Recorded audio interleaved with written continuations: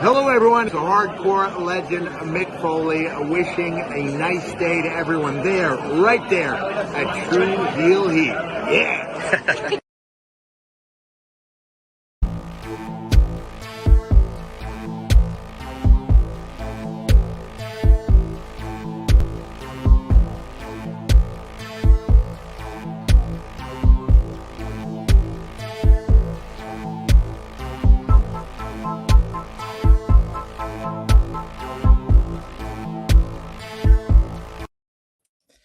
It was a slow wrestling news week. Nothing much to talk about, except for the Elite coming back, CM Punk's dog being injured in the all-out brawl out, the brawl out investigation possibly being over. There's a debut of a WWE legend's daughter. There is a lot to discuss, actually. Let's get into it. We got a very, very special guest, a Mocha special guest on the Set E Day. Let's get into some Tru Heel Heat.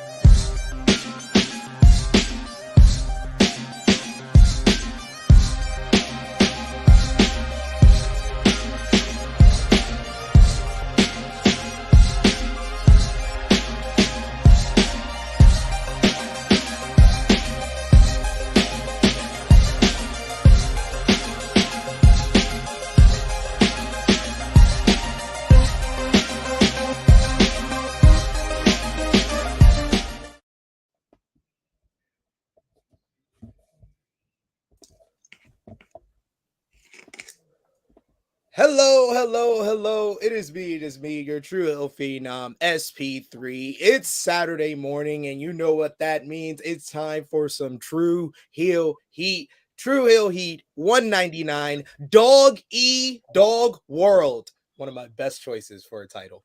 Discussing the latest wrestling news, including the investigation behind Brawl Out reportedly being over with the Elite on their way back to AEW, while CM Punk's camp have told their side of the story with Larry the Dog being injured in the melee at All Out.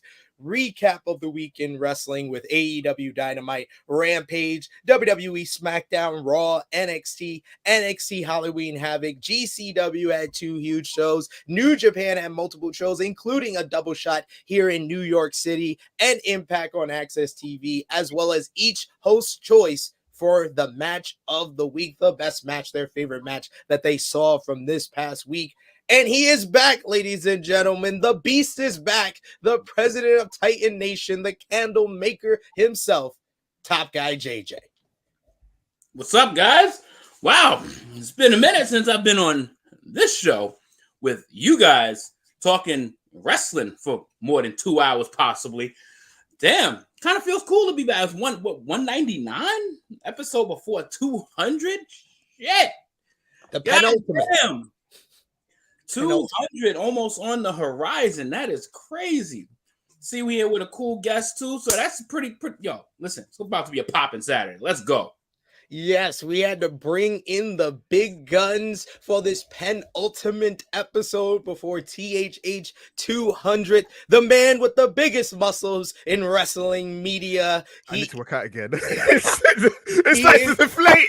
He is one of the co-hosts over on WrestleTalk podcast channel. The first African-born, black individual on the WrestleTalk news channel doing the news. My Mocha brother himself, Set E Niangi. And what does the E stand for on this Set E Day? I'll start doing that, but yeah, I'm exceptional. I had one in my back pocket. Exceptional, because I'm going to be an exceptional guest. 6'1" with an Nutella complexion, here to course correct the direction. Brothers, it's so good to be here. I miss talking about wrestling. Believe it or not, I just talk for like 45 minutes at a show every other Saturday or every other month. I only done one show this month. No fault of WrestleTalk. It's my own, because I've got certain things that I need. You have a child. I have a child and other things going on. Top Guy JJ, always a pleasure. I'm shocked to see JJ actually in the room. Last time I saw him, he was in the car going to work, and he did a quick cameo appearance, and he was out. Saturday. It's Yeah. my usual Saturday. Yeah. So for him to be here in one space, that is a special occasion. But yeah, SP, I've missed you, brother, to the point where I've been stalking your podcast just to hear your voice, and I'll be like, I miss my brother. It's been a long time. It's been a long time. Even it's been like what, a month. But there's so much to talk about in the world of wrestling. And of course, it's Saturday. I'm hosting a Halloween movie night after the show. So, you know, me and my friends gotta be watching some horror films. Oh, and he's singing for you on a Saturday. Right. You know it's a good Saturday when Sat is Bro. up. He's bringing it's a Saturday afternoon for Sat, so he's got that energy up. He's up there with us. Yeah. Only for 5 minutes, and he's gonna deplete. But it's fair. SP's doing a while. SP, what's causing all of this? Well, we got a lot to discuss on this edition of Tru Heel Heat. We thank everyone who joins us every Saturday morning, 11:05 a.m. Eastern Time. We appreciate you. Show your appreciation back in the smallest way possible. Dropping the thumbs up on the video. Share with your friends. Subscribe if you are new to the Tru Heel Heat YouTube channel. That is also free, as well as sounding off in the live chat. We'll try to highlight as many of your comments as possible in the live chat during this show. But of course, your super chat donations is so important to us. It helps the channel grow. It helps us do content just like this. So we greatly appreciate it. Don't go with outside of your means, but if you have a little extra, give it up to the Tru Heel Heat to show your appreciation for what we do here. And we got a couple of people in the live chat already. Got the good brother Caden. What's going on, Caden? I'm happy. Sat gives me the positive energy, so I won't say anything bad about Caden. He was great on Jack of All Trades. I saw Sat though. Someone lost one of his titles. Let's talk about it. I'm glad you brought it up. First of all, congratulations to Chris G and Sober Guy JJ for winning sudden death. It's not like I made it easy for them to win it. It was sudden death, and I held my team on my back. I had the victory, right? I did 10 questions left. Matty, he kind of choked in the end. He dropped the ball. Right. This is Sat's Triple H promo. You got to cut the Triple H 1998 after WrestleMania 14 promo. It couldn't cut the mustard. That's what happened. What happened was, all he had to do is think brunette, wrestling the golden age of WWE, Intercontinental Champion, WCW Champion, was the NWO. There's only one name, Ravishing Rick Rude, but he didn't think of that. He choked, but that's okay. I got one title off me. I got another title because I've been defending it too much. Might as well lose all of them so I can take a break. It's okay, Matty. I still love you. Man. Buried him. I didn't bury him. We all make mistakes. It's in the Bible. Human beings make mistakes all the time. I mean, Jesus, he came to earth. And we were like, nah, we're gonna send your ass back to heaven. Oh man, I love it. I love the energy from Sat always. We got the Negro Buck here with us saying morning, guys. Wrestling Lowdown show. Safet's here with us. We got a super chat donation already from the good brother Brala B, who says it's Mocha Saturday, my friends. How are y'all doing this fine day? I am doing well. My kids let me sleep a little longer. So Nice. Always good. Always They're growing. Good Kids stuff. are growing. Yeah. Good stuff. How are you guys doing? How are you doing, Top Guy JJ? Eating before we get started? Yeah, yo, listen. So, random stories with JJ already on a Saturday at 11:17 a.m. over here in Brooklyn. So, as I'm almost ready, got my snack ready, and got my laptop fired up, ready to pop this show on. And I thought I did all my maintenance. I thought I did everything to make sure that everything's in order. We Gucci over here. I get two of the most unexpected animal drops in my life, and it permeated all the way into my room. So I immediately needed to go back into the kitten's box and completely clear out what I just cleaned up. And it was the most grotesque smell in the morning possible. In theory, the cat took two vicious shits in the litter box right before filming. That was fun right before air. Don't you love it? And then I'm starving, so I'm good. We're good now, but Anybody watching on demand, this will be the right before airtime. Random story with JJ time. It's like they decide to hold it right before we go on air and said, "Fuck you! You're gonna be late, bitch. You're gonna clean up our shit first thing in the morning."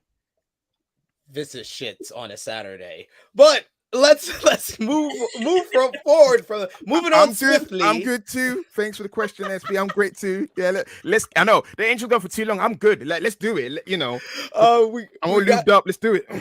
Before we get into things, of course, we want to shout out everyone that showed us love on social media, on the YouTube channel with our Tru Heel Roll Call, our top 3 conversation starters over on the Tru Heels group page on Facebook. Number 3 is Alan Weinstein. Number 2, Jermaine Packman, and number 1, the Negro Buck Nick Jackson. Our Patreon backers are Nick Jackson, Alan Weinstein, Vala B, Alex McCarthy, Professor Chris, Austin K, You My Boy Blue, Yachty, Robert, Steve, Antoine, 5th Generation Carney, DJ Eric, Ladarius, John, aka Russell Scopes, Dan, and Kobe. We appreciate each and every one of you. And we also have a super chat donation before we get into things with Chilling with Chase, the good brother Chase. Thank you so much for the super chat donation. A very, very generous super chat donation. We appreciate that. Saying for the good brothers at Tru Heel Heat, prayers for Larry the dog. Let's get into that. Very, very smooth. Thank you for that segue. I appreciate that. Let's get into the top story. Why don't we, fellas? And it is the Brawl Out investigation seemingly over. As the Elite are teased for a return on AEW Dynamite, and we're backstage at the taping while CM Punk has been seemingly voted out of AEW, and his camp reveals his dog was injured during the melee. With 7 weeks since the backstage fight between CM Punk, Kenny Omega, and the Young Bucks at AEW All Out 2022, known as Brawl Out, this week might have the most and biggest developments, with signs of the investigation being over. On Wednesday afternoon, Fightful Select reported that Kenny Omega and the Young Bucks, who have been off TV and not worked in their backstage capacities as EVPs, have been talked about in the company as potentially coming back to work in at least a backstage capacity.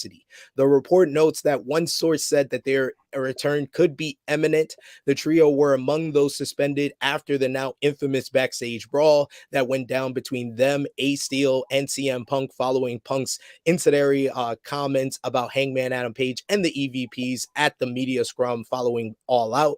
Steel has reportedly been fired from AEW, while Punk's status is still unclear, though he is out of action with an injury. Fightful notes that there have been more movement in regards to the developments following the Brawl Out. PW Insider then provided their own report and said that the Elite was actually backstage at AEW Dynamite. And then we got a video on the show which depicted the Young Bucks and Kenny Omega in some of their biggest AEW moments being erased from the screen. Then minutes into AEW Dynamite on Wednesday night, a new report was released from Nick Hausman of Wrestling Inc. and revealed new details from CM Punk's camp. Wrestling Inc. Reports that they have reached out to people close to CM Punk about the matter, and that AEW has not spoken with Punk since the incident during the investigation. As is well known by now, the altercation took place after Punk's comment and got physical in his locker room. The report notes that according to Punk's camp, the scrum itself was not believed to be a big deal at all, and that things only escalated once Punk's locker room was kicked in and accidentally hit Larry, Punk's dog. The situation led to 2 of Larry's teeth being knocked loose, as was learned during a pre-scheduled veterinarian appointment a few days later. It was noted that Punk felt threatened and, per the site, reacted in a legal way under the Illinois Castle Doctrine laws. Those laws allow for the use of force in defense of a person in their dwelling. There's no legal action at this time against Punk on behalf of anyone involved in the matter, as has been reported. Steele's wife was in the room during the situation. The report notes that she has not yet been interviewed as part of the investigation by AEW. Punk was asked to stay quiet about the matter after the brawl and agreed to do so. It was finally noted that after Hangman Page's comments back in May that Punk took offense to, Punk apparently had a lack of trust going into his match with Page at AEW Double or Nothing, and was concerned that the match would turn into an actual fight. There is more. Trust me, there is more to unwrap in this situation, but I figured I'd break it up into parts. So that part was about the Elite, the report of the Elite returning, and then the video that basically teased that on Dynamite, and the CM Punk's camp's news story. Why reason I'm saying news story is because the first time the story was released, we got the story that, from Punk's camp, that the Young Bucks kicked in his door and came into his locker room. Then a few weeks later, it was kind of brought down, say, oh no, he didn't kick in the door, it's a figure of speech. He kind of barged in. He wasn't given pass to go in, so he came in without permission, that type of thing. And now we have the story that they kicked the door in, and not only did they kick the door in, the door then hit Larry the Dog, loosening 2 of his teeth that he had to get removed. Sat, does hearing this new account of the Brawl Out situation change your perspective in any way about it? Or what's your feeling as far as this new recount of what happened? I smell some bullshit. That's what I'm smelling. Because think about this, SP. Because CM Punk's child is a dog named Larry. That's the first thing gonna come out your mouth. That would be, listen, will you wave a flag? You do an overfly by a person on the plane saying, Larry the dog got hit. Where's the receipts? I need to see some receipts from the vet that it's some couple of teeth got knocked loose. I think it's a way for Punk to save face and also to I guess not to make him look like the bad person. And number 2, who has a private locker room nowadays? I thought it was all about being amongst the boys. So he had his own private room, which got knocked down. It wasn't like a communal changing room area. It sounded more worse as we go on. The person I blame for his brawl out above anyone is Tony Khan, stupid mofo. He was sitting beside SP. You saw it. He was sitting beside him, letting him go off. I don't know if he's daydreaming or he's in alleged stupor. But my guy was like, if he was like Vince McMahon or anyone or Bill Watts, because he likes to compare himself to legends, let's do that. You think Bill Watts will let insubordination in front of his face? He had the perfect roster. I've never seen someone fumble the bag like that. He had Punk, Omega, he had Moxley, he had Danielson, he had the ultimate power players. This is a dream roster. This is the kind of roster when you go on the wrestling forum, you're like, imagine this match and then in this match. He had it all. All he had to do was tighten the leash around Punk, because we all saw that he handled Punk with kid gloves, and look what happens when you handle someone with kid gloves. Here's an owner who's never had an Owen Hart die in this situation. Here's an owner who didn't have the Brian Pillman situation. Here's an owner who's yet to have a big scandal, which makes him a bit, scared and a little bit more paranoid about how to handle talent. Tony had it too easy. Tony should have seen, you know what? If Tony handled the situation, none of this would have happened. But to answer your question, bullshit. I blame Tony. All of this now is Tony's fault. CM Punk now potentially tucking his tail between his legs, going back to the company that fired him on his wedding day, the company that he sued, they sued him back. He said something and they say something to him. Well, and by the way, CM Punk would go back because all that legal costs, that's the only reason why he's back in wrestling. Because if he's a real wrestler, go to New Japan, Strong. That way you still wrestle all elite wrestling guys.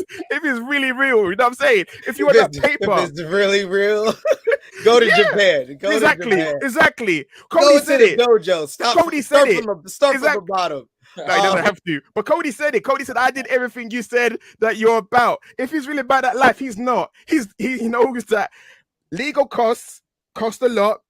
Uptakes for Larry cost a lot. AJ's bringing in most of the money because she's working in Hollywood. He needs to do something. Go to New Japan. Don't go to WWE, because everyone will be like this. Podcast. Roman will be like, come here, son. Let me show you around here. This locker room has changed. Since the last time you were here. Show you everything. Exactly. After I said you got punked out in the UFC. It's time to get Uzi. He's going to get Uzi around here. That's the only way he can survive. He has to get Uzi. Top guy JJ, what about you? Does hearing this new account of the Brawl Out incident change anything for you, or where do you stand on it? Has anybody ever owned an animal in this panel before? Yeah. Yeah, I wouldn't fish when I was younger. So all of a sudden it takes 7 weeks. It takes 2 months for us to learn about what happened to your animal, to Larry, right? And then, listen, I've already been like basically 1.5 feet out on CM Punk already as it is. It's kind of like, listen, unfortunately, this is what y'all signed up for, bro. This is what y'all signed up for. Y'all signed this man knowing he has the most baggage of any wrestler that has ever stepped foot in a company, probably ever. And you know what? Y'all want to put him in front of the media. Y'all want to let him do this and get your little views on YouTube, get your little streams on Instagram, get your little likes on TikTok, or whatever fucking website you play these little clips from. And now it's all backfiring. It's all backfiring because everybody's over the shit. Everybody's over it. It's like my man's is doing anything for clout. Anything for clout. And it's like whatever you want to try to pull off now to try to not only get people to believe your shit stories, but now to all of a sudden you want people to feel sorry for you. And it's like that shit ain't working here, bruh.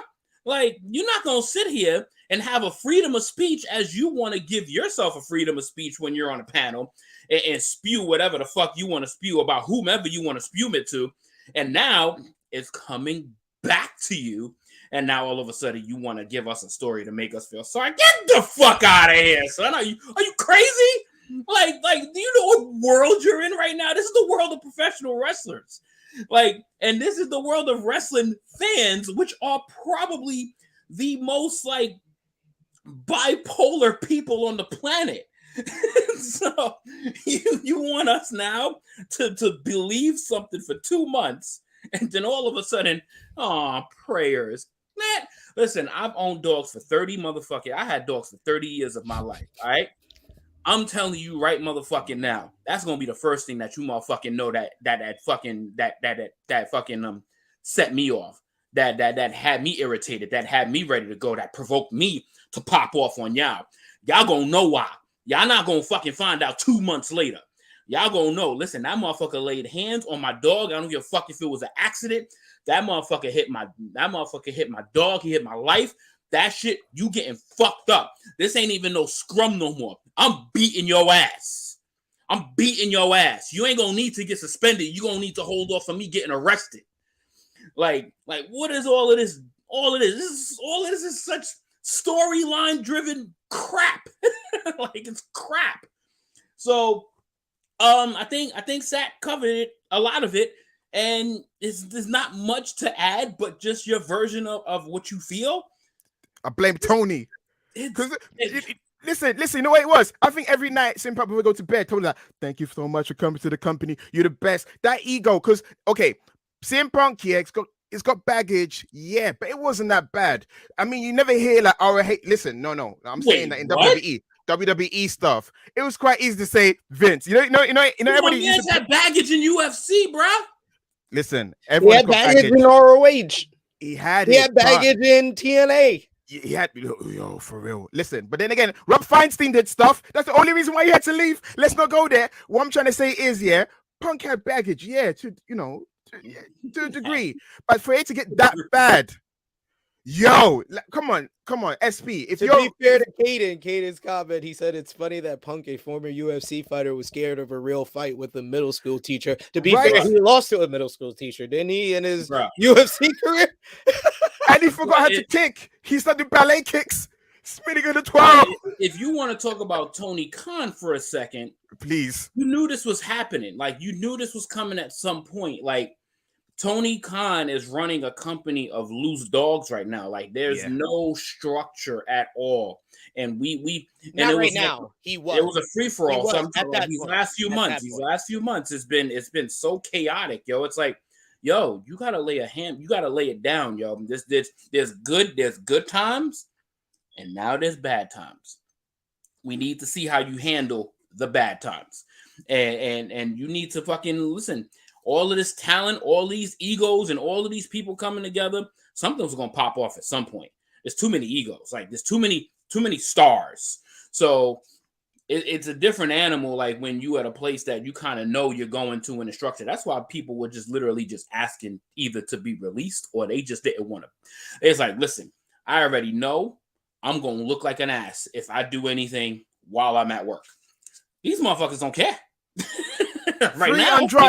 Free Andrade. Can I free Ali? I'm just giving the same energy. When Ali went to be released, you should release him. Andrade wants to be released, release him. Ali made it public information. Andrade didn't. Andrade, this is all report.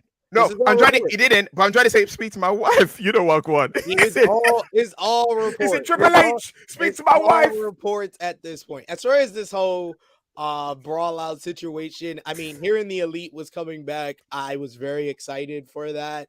I mean, and then hearing CM Punk's side of this story, this third version of the story. Third version, bro. It's the third version. That's that just put that into perspective. Like there are some people out there that believe this is the first version that really comes from CM Punk. No, this is the third version from Punk. This is the third version from Punk's camp. Any information that we're gonna get on this situation is not gonna come from Punk directly. But the people that are close to CM Punk have given us 3 different stories now.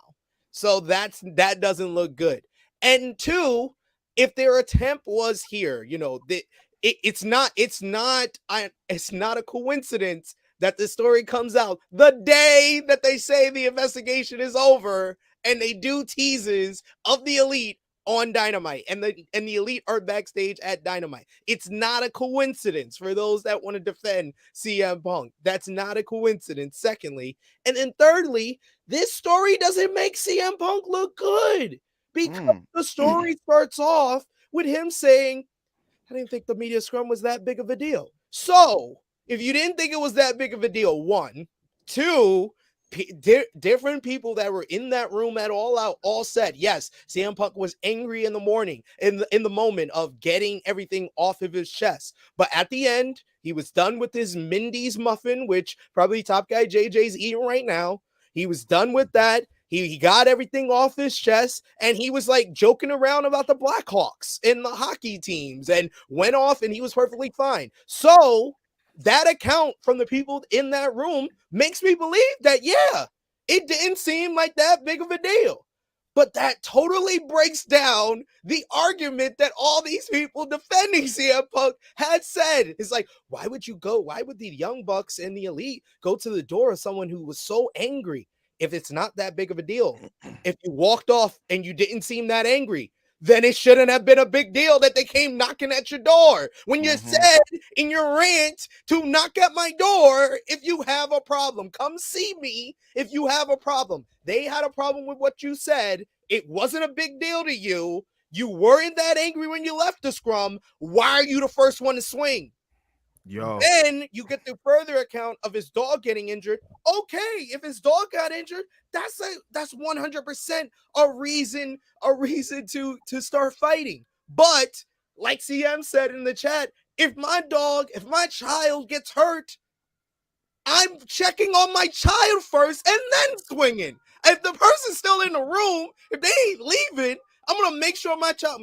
You okay? Or you got him, Lucy, A Steel White, you got him? No, you okay? No, I'm not gonna just swing first. I'm gonna make sure my child is good. And like they not gonna be on the floor. They're not gonna be unconscious. If that's the reason why I'm fighting, I'm gonna make sure the child's okay.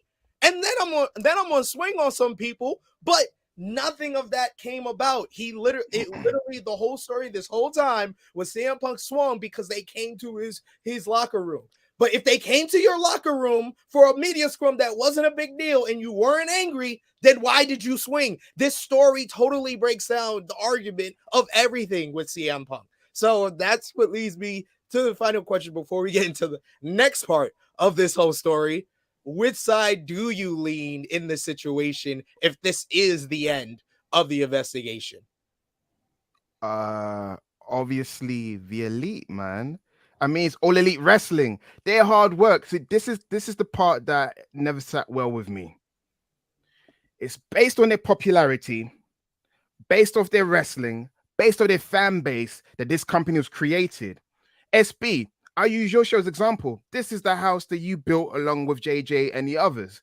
I join in, and I'm like, in that SP3, he couldn't run an ass though.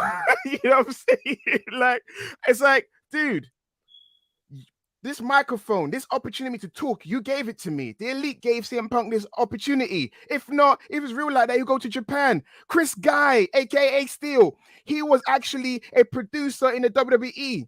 It wasn't that long ago he was actually in the WWE. He must have quit or made up some reason. Oh, my dog's sick, I need to go home or whatever it is. And all of a sudden he's in AEW.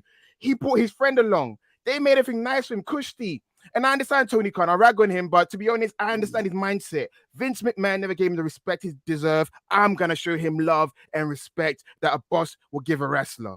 Tony Khan gave him everything he would ever need as a wrestler. He made him the top guy. He went to John Moxley, I need you to be my Sting. I need you to be like, let this Hogan have his way around the ring, but you are still my guy. Deep down, I always rely on you. CM Punk had everything handed to him. He's on the video game. You know what I'm saying? They're about to change that cover. Exactly. Yo, they're going to push back the video game release date even further. About to magic erase that shit. They made Moxley interim champion, even though that's bothering so. They did everything. They brought up his old song. You brought up Tony Khan not being in the right in this situation. I agree with you. I don't think he deserves all the blame. I think he deserves a portion of the blame. But the one point Tony Khan went right was having Moxley go over Punk in 3 minutes, because the win at All Out didn't really hurt him at all, because he basically sunned him. That was the best move in this entire situation leading up to All Out that Tony Khan did in retrospect, was having Moxley squash I'm with Punk. you. I'm with you. Listen, Punk, maybe UFC made him even more fragile in the brain, in the mind, in the soul. As Moxley did that promo, fragile mind, fragile body, fragile ego. That was like almost like his obituary for his career now. Because if you're Triple H, I get it. Triple H is into bringing people back. Don't bring this guy back, because this is a different kind of baggage. Before, it was split. Yeah, Vince didn't know what he had. There was many. This one, you can't go, well, Tony didn't do what? Tony basically almost offered himself up to, CM Punk in a hotel room, maybe, because that's how close he was to him. He's like, I love you so much. You can have me too. You know what I'm saying? You can have my company, have my dad, have my jet, have my dog, have my wife, if he has a wife, have my Coca-Cola. You know what I'm saying? He offered him everything. Why is this guy upset? Because even Hangman's promo, you listen to it, it's so vague. It can be talking about workers' rights. All right. You know what I'm saying? Workers' rights. Yeah, that part of this whole CM Punk story is also not a good look at all. Because once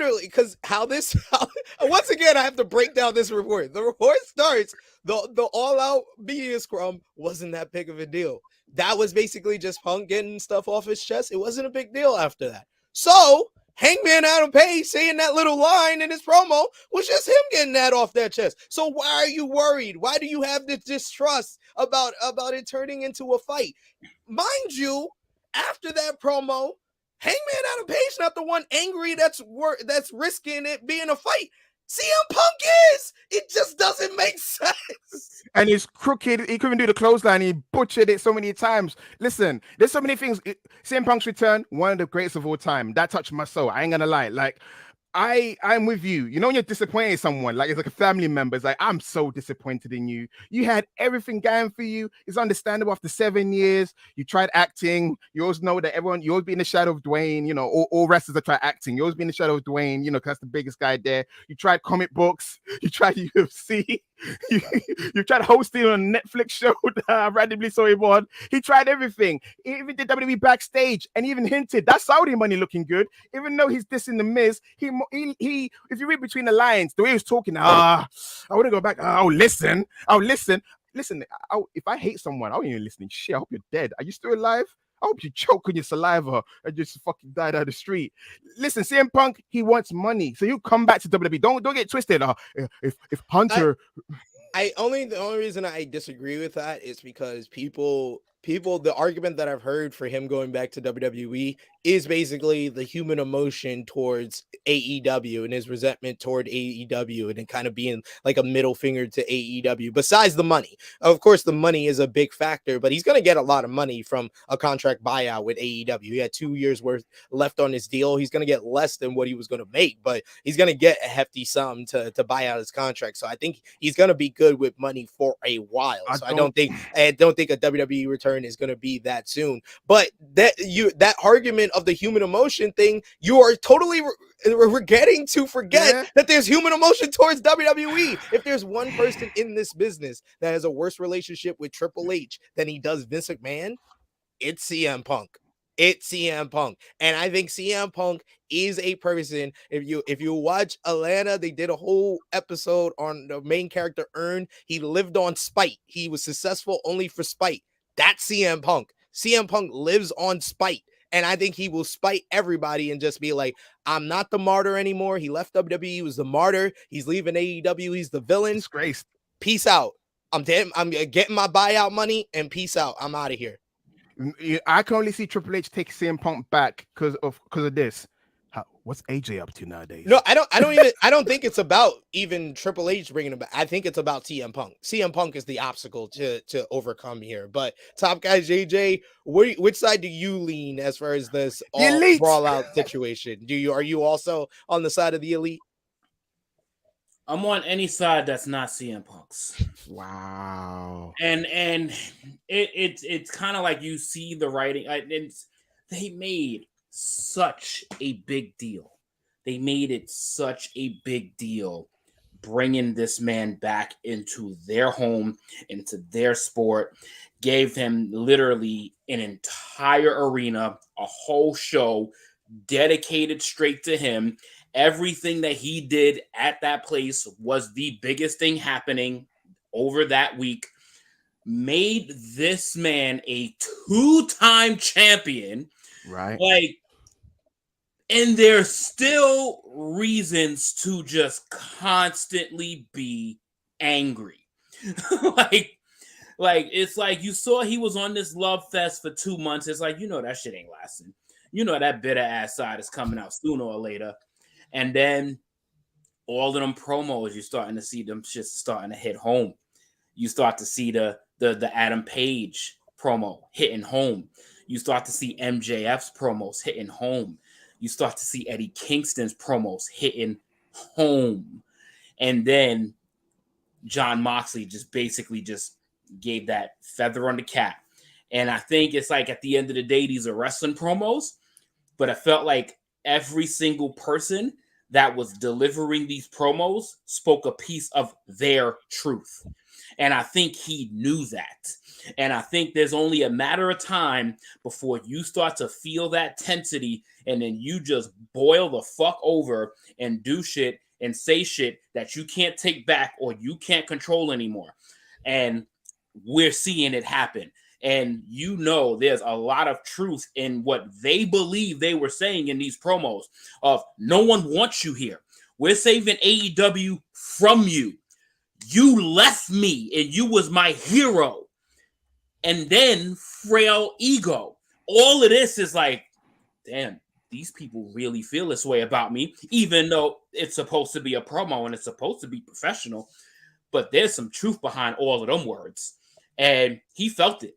And he boiled over, he cracked. And clearly he can handle delivering pipe bombs, but he can't handle pipe bombs. Mm-hmm. He can't handle those shits at all, clearly. Mm-hmm. Mm-hmm. So now that he got pipe bombs delivered to him from numerous people, he all of a sudden wants to play victim and wants to play that somebody did this to him or this happened to him. If you want to step to me, knock on my door. Guess what? We knocked on your fucking door. And you hid. We did what you asked. We did what you asked. And now it's a problem. So now the problem is you being here.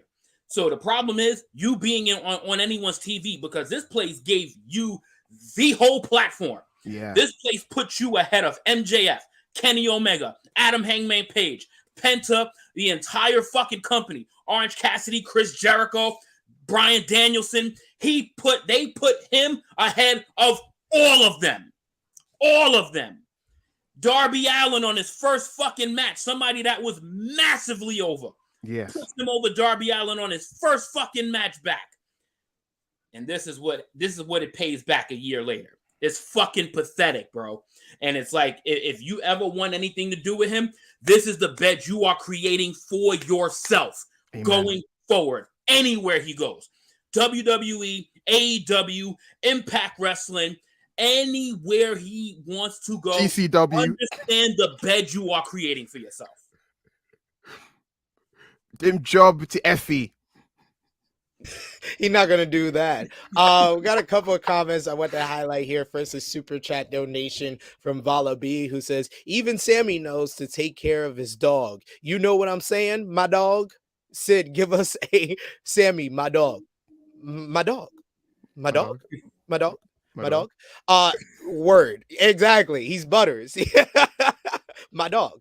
I mean, the whole story with CM Punk, it did not make me feel bad for CM Punk. If Larry the dog was injured, I feel bad for Larry the dog, and I hope that he's able to get well. He was able to either get the teeth removed without any issues. I hope the dog has no issues. But it made me feel especially bad for Kenny Omega.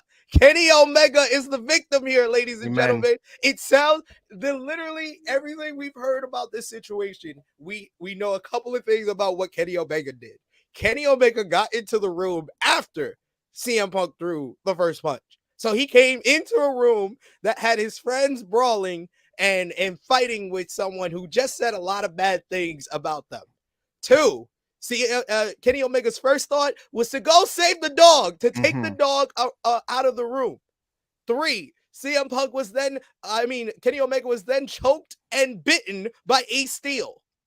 And 4, now we hear this information that Kenny Omega and CM Punk had a conversation and had the only calm conversation between the sides of the Elite and Punk that night. Kenny Omega is the victim here. Why did this man come back after 10 months of being injured, rehabilitating his body after he had vertigo, having breaking the star ratings, creating promotion, putting promotions on in US, being the EVP here, being one of the best world champions, best wrestler of the world last year. Off for 10 months, comes back, has a few matches, and then he wins the Trios Championship. And that same night, where he does nothing wrong, he gets suspended.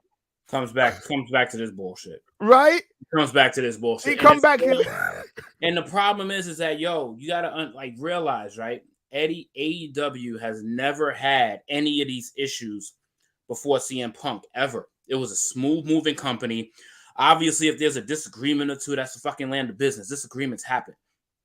But this, on these levels involving, I think that was very enlightening, by the way, SP, with Kenny Omega, because it's like, this man, we literally could not wait to see how they built him up slowly.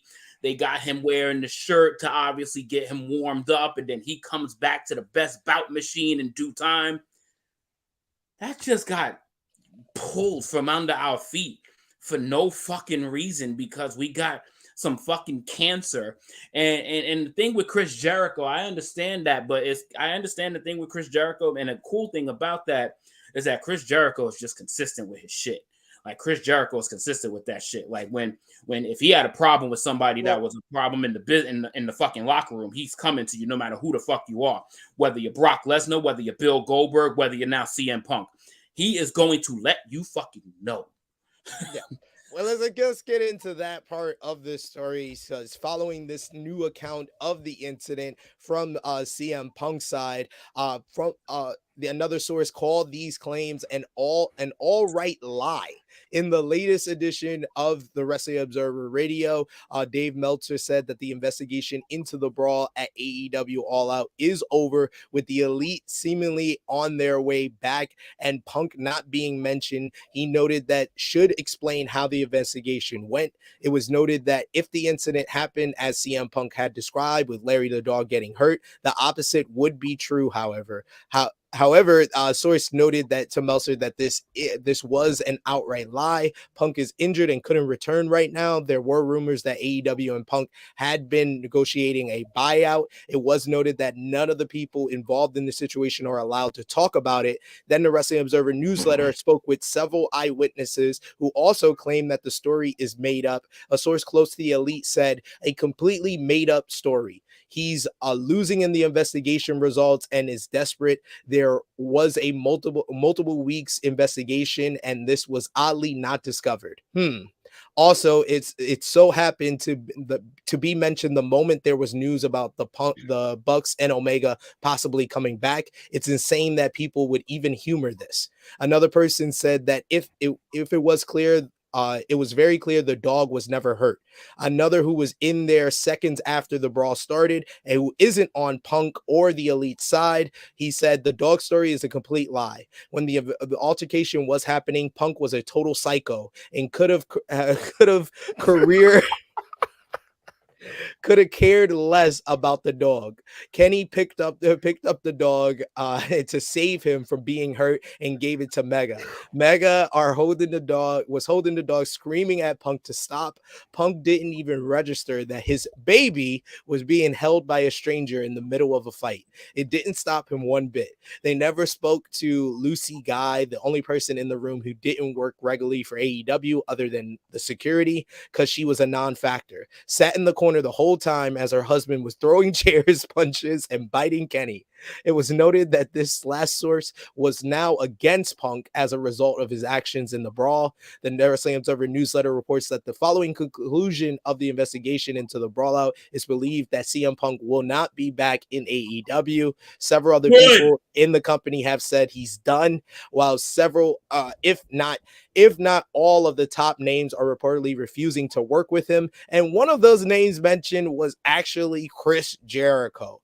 A top star said that Punk won't be back. His value on screen isn't 1% worth the hassle or black cloud he causes backstage. Another source said that AEW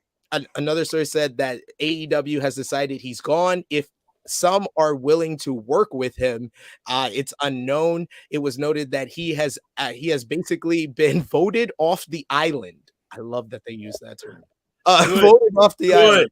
Speaking of Jericho, Fightful Select adds that Jericho, that the ROH champion, actually spoke to Punk following the brawl and allegedly told him that he was a cancer to the locker room and a detriment to the company.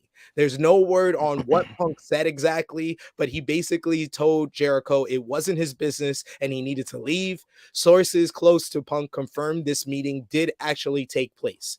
Jericho has been praised backstage for stepping up after All Out, including appearing at the Scrum, leading a talent meeting in the aftermath, and adding more responsibilities to his role after re-signing with the company. It's believed that AEW is negotiating with Punk on buying out the rest of his contract. That's only part 2 of the story. But so, Top Guy JJ, do you believe we will ever see CM Punk in an AEW ring ever again? If any of them are smart, absolutely not. Absolutely not. Absolutely not. And I think that there are a bunch of smart people over there. And I'm not going to call. I don't think that these people over here in this company are idiots to any degree. They've never had any issue like this prior in the 3 years they've existed. They've never had an issue at all on levels this high. We've always called it. Obviously, we have fun with Crackhead Khan and his booking and all of that shit at times, but issues? No, this has never been the case. And the fact that you have yourselves. And the fact that you're going to sit here and say that Jericho it's not in his business. That man is a day oneer. He's a day oneer. He's the one. He was the star that they used to draw people's attention to AEW when that company was first introduced at Daly's place at Jacksonville. This is Jericho's fucking business. So the fact that you're going to sit here and say that bullshit, you don't belong in any level or any aspect or any portion. You don't belong in AEW, dude. and you just don't belong in the business of professional wrestling. You just don't belong there. You just don't belong. It was good for the CM Punk marks that got to see you for another full year. Like, enjoy that shit, because that should be the last time you ever see him in a spotlight of this magnitude, trusted by anyone of that level of power in any company that prestigious. Sayonara, good fucking riddance. And I think the fact that what Sat said, and I believe you said as well, he ain't going to nobody's New Japan, bro. They hit too hard. He gonna end up suing the motherfuckers having matches in New Japan. He gonna sue somebody. Just give him one match. Give one match with Minoru, and he gonna sue. He gonna sue that whole company. Murder Grandpa would murder him. Sat. If this is the end of CM Punk in AEW, how will you remember his run in All Elite Wrestling? Funny enough, right? Take the backstage stuff out of the equation. Fond memories. That's why I'm sad. Because backstage, like Phil Brooks, garbage. CM Punk, the wrestling character, the wrestler. I wasn't a fan of his match against Darby Allin. Obviously, I felt like he still had the ring rust there because Darby wrestles quick. And I feel like if you can't wrestle at Darby's pace, you look out of sorts, if that makes sense. But in subsequent matches, he's been incredible. He had matches with Hobbs. He did, wonders for Wardlow. FTR's new entitlement. They were entitled before, but the bigger chip on the shoulder came from rubbing shoulders. It's like putting a rookie Carmelo with Allen Iverson. He's always gonna be a ball hog. That's basically what AEW did by putting FTR with CM Punk. Yo, we talk about that some other time. I'm not gonna get into that. To answer your question, he made the company seem more legit and big. He added something to your equation. You can't lie. The promos were great. The matches were great. The crowd reaction were big. He did big business for the company. It made it feel like it was that WCW 94 with Hogan there, and then 95, 96, you would wait for the fruit of the labor to pay off. Unfortunately for AEW, that's not going to happen because CM Punk self-destructed. That's the thing we always have to remember. It's no one's fault, Phil. You have to look in the mirror. It's your fault. You did this to yourself. You had big money. You had a company of people that respected you, young guys that grew up on you. He was treated like, he wanted to be Terry Funk. Heck, even Terry Funk, he knows not to be a rude bastard to people around him. He didn't go, "Hi, Paul, I'll smack you." You know what I'm saying? He didn't go, "Boy, I'll smack you in the face." To answer your question, fond memories. That's why I'm saddened, because I don't want him to go to WWE. We talked off air. Like, there's only 3 guys we want to see him wrestle. But after, like JJ say, for me, if this is the final chapter in CM Punk's career, in terms of in-ring, great. But if he will continue, he'll be a hypocrite. He'll be everything he said 10 years ago. Older guys coming in, taking spots and so forth and everything. I don't want him to come back to wrestling. I want the CM Punk chants to die out. I'm happy he came back for that, so that chant can die out. And if anyone chants it, I want it to get booed, because he's not a symbol of like wrestling liberty, because Vince McMahon's gone now. So there's no like us against Vince's vision of wrestling. Triple H cares about wrestling. Tony Khan cares about wrestling. It's a new era of wrestling where there's no like a Bret Hart martyr. There's no CM Punk martyr. We're starting afresh. So to answer your question, we did great business, man. It's a shame how it ended. I agree with you. He definitely did great business, gave us one of the best, I would say, TV feuds of this decade with MJF, as far as like episodic, every week, giving you something kind of memorable to remember the rivalry, and just captivated us, especially like, culminating with everything leading up to Revolution. And then we were going to get a new chapter of it, and he pushed the self-destruct button, and he gave us some memorable promos, his stuff with it, him and Eddie Kingston, his return promo, that was all great stuff. Even some of the stuff with him and Hangman Page, I thought was very entertaining, but it was all downhill after he got injured from there. Top Guy JJ, before we get into the last part, I did want to ask you this part, which would segue nicely into the last part, which is all the stuff about Punk and WWE. Do you believe we will ever see CM Punk in a wrestling ring ever again? Probably getting inducted somewhere. Probably getting inducted, and I mean you can't deny what he's done. He hasn't done anything criminal, So it's all about personality and politics and all of that shit. But at the end of the day, whatever we're saying about him, he deserves to be in a Wrestling Hall of Fame somewhere. And that's the way I think I see him in a ring again. It ain't going to be obviously no time soon.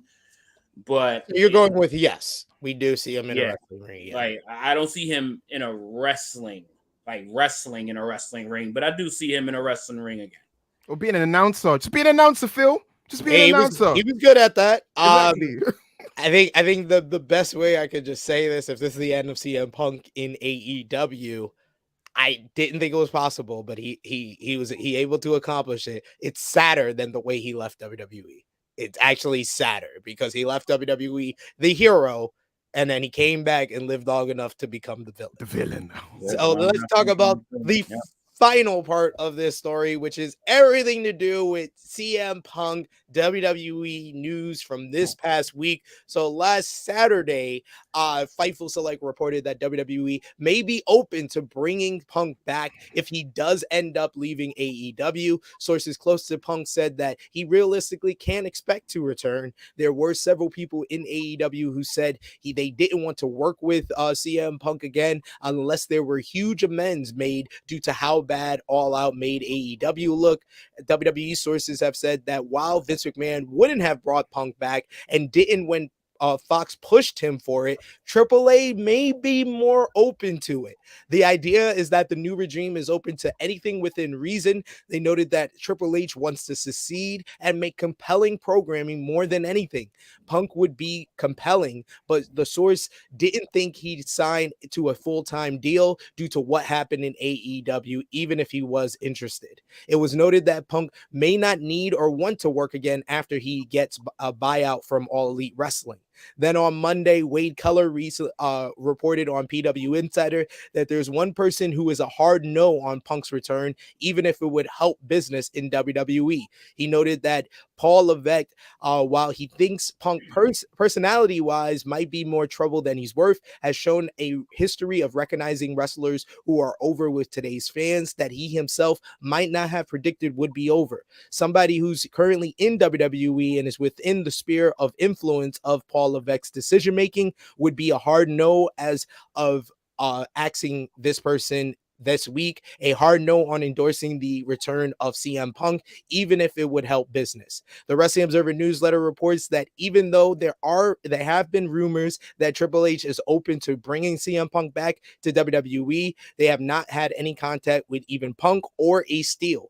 Obviously, WWE can't legally contact Punk at this time because he's still under contract to AEW. There's no word on how Triple H or Nick Khan feel about the situation. While Punk would get a huge reaction and help business, this latest incident in All Elite Wrestling did him no favors as far as working with Triple H and WWE, and that's assuming he'd even want to go back, which he may not.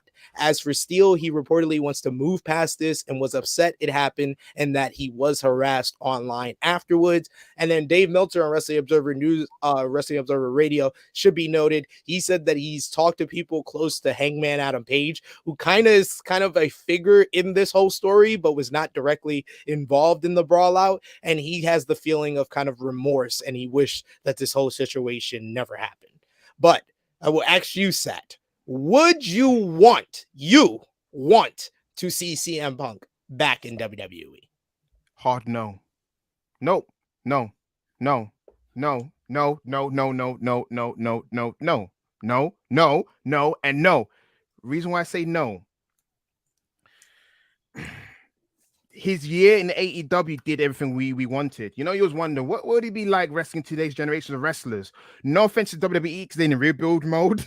There's no one really there you want to see him to wrestle. You know what I'm saying? I'm itching to see Madcap Moss versus CM Punk. You know, I'm itching to see him and Baron Corbin in the promo off, maybe. Haha, who knows? But in the ring, you don't want to see that. You know what I'm saying? There's nothing. Kevin Owens, we talked about it. This is a SP3 pick. So I don't want to take credit for it. You said it. Kevin Owens, yeah. Roman Reigns, because the fraction of the hate the Roman got from the crowd stemmed from that interview, must make Roman look strong. That became a thing because of what CM Punk said. The Miz, just because of the fact that he hates the Miz, you know what I'm saying? That whole situation, if they let the Miz be the Miz of 2016, yeah, you know what I'm saying? See, Seth Rollins, because he's itching to fight him, even though he sunned him. You're like, dude, I don't know who you are. You're not on my level. So there's so many. You can't badmouth a company then want to waltz back in. I don't like that as a human being. Yeah, it's wrestling. Yeah, it's his life, making money. But like I say, if it's about that life, go to GCW. Go to New Japan. You know what I'm saying? Go to Women's of Wrestling, where his wife is, and do announcing there. Give me Nick Gage versus CM Punk. I'm here for exactly. it. I want to see Punk hit with a light tube. It'll hurt my soul, even though I don't know this guy. I'm not family with him. It's just like what he represents, the figure that is CM Punk, to just walk back into WWE and then start smiling, doing the WWE 24 effing documentary, then him being backstage with Triple H, shaking hands. Vince McMahon will probably turn over his grave if he's still alive. He'll be like, damn it, that's not it, Paul. What is he doing back there? And for him to go, Roman's been champion for too long. Roman's been champion for 3 years. You think you want to cry about that as well? You know what I'm saying? No. Might be something there. No. Soundbite this. No. What about you, Top Guy JJ? Do I want? Do you want CM Punk in WWE? Kind of a guilty pleasure part says yes.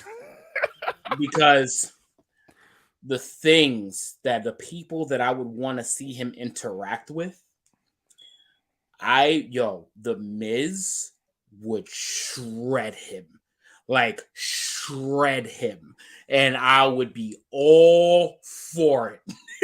Like, the fucking shit that Seth Rollins would say to this man, I would be all for it. Also, like, Cody. Don't forget Cody. Cody, like you're here too. Cody to an extent, but he's such a good guy. Like, it's like I'm not sure that venomous promo side is in WWE yet. But the people that I know that can lay the fucking lumber, I want to see it. But in reality, nah, fuck off. You can stay the fuck wherever the fuck you at. Stay in Chicago. Go ride your trains in Chicago. Go fucking hopefully, take care of your dog. Hopefully you actually pay attention to your dog when you go home. Because that would be nice if you actually paid attention to your fucking dog before using him as a clout machine. That'd be great. But no, I don't want to see him in any wrestling capacity anymore. But there's that small guilty pleasure just for a couple promos with a couple guys. That's it. Just to see him get absolutely fucking annihilated.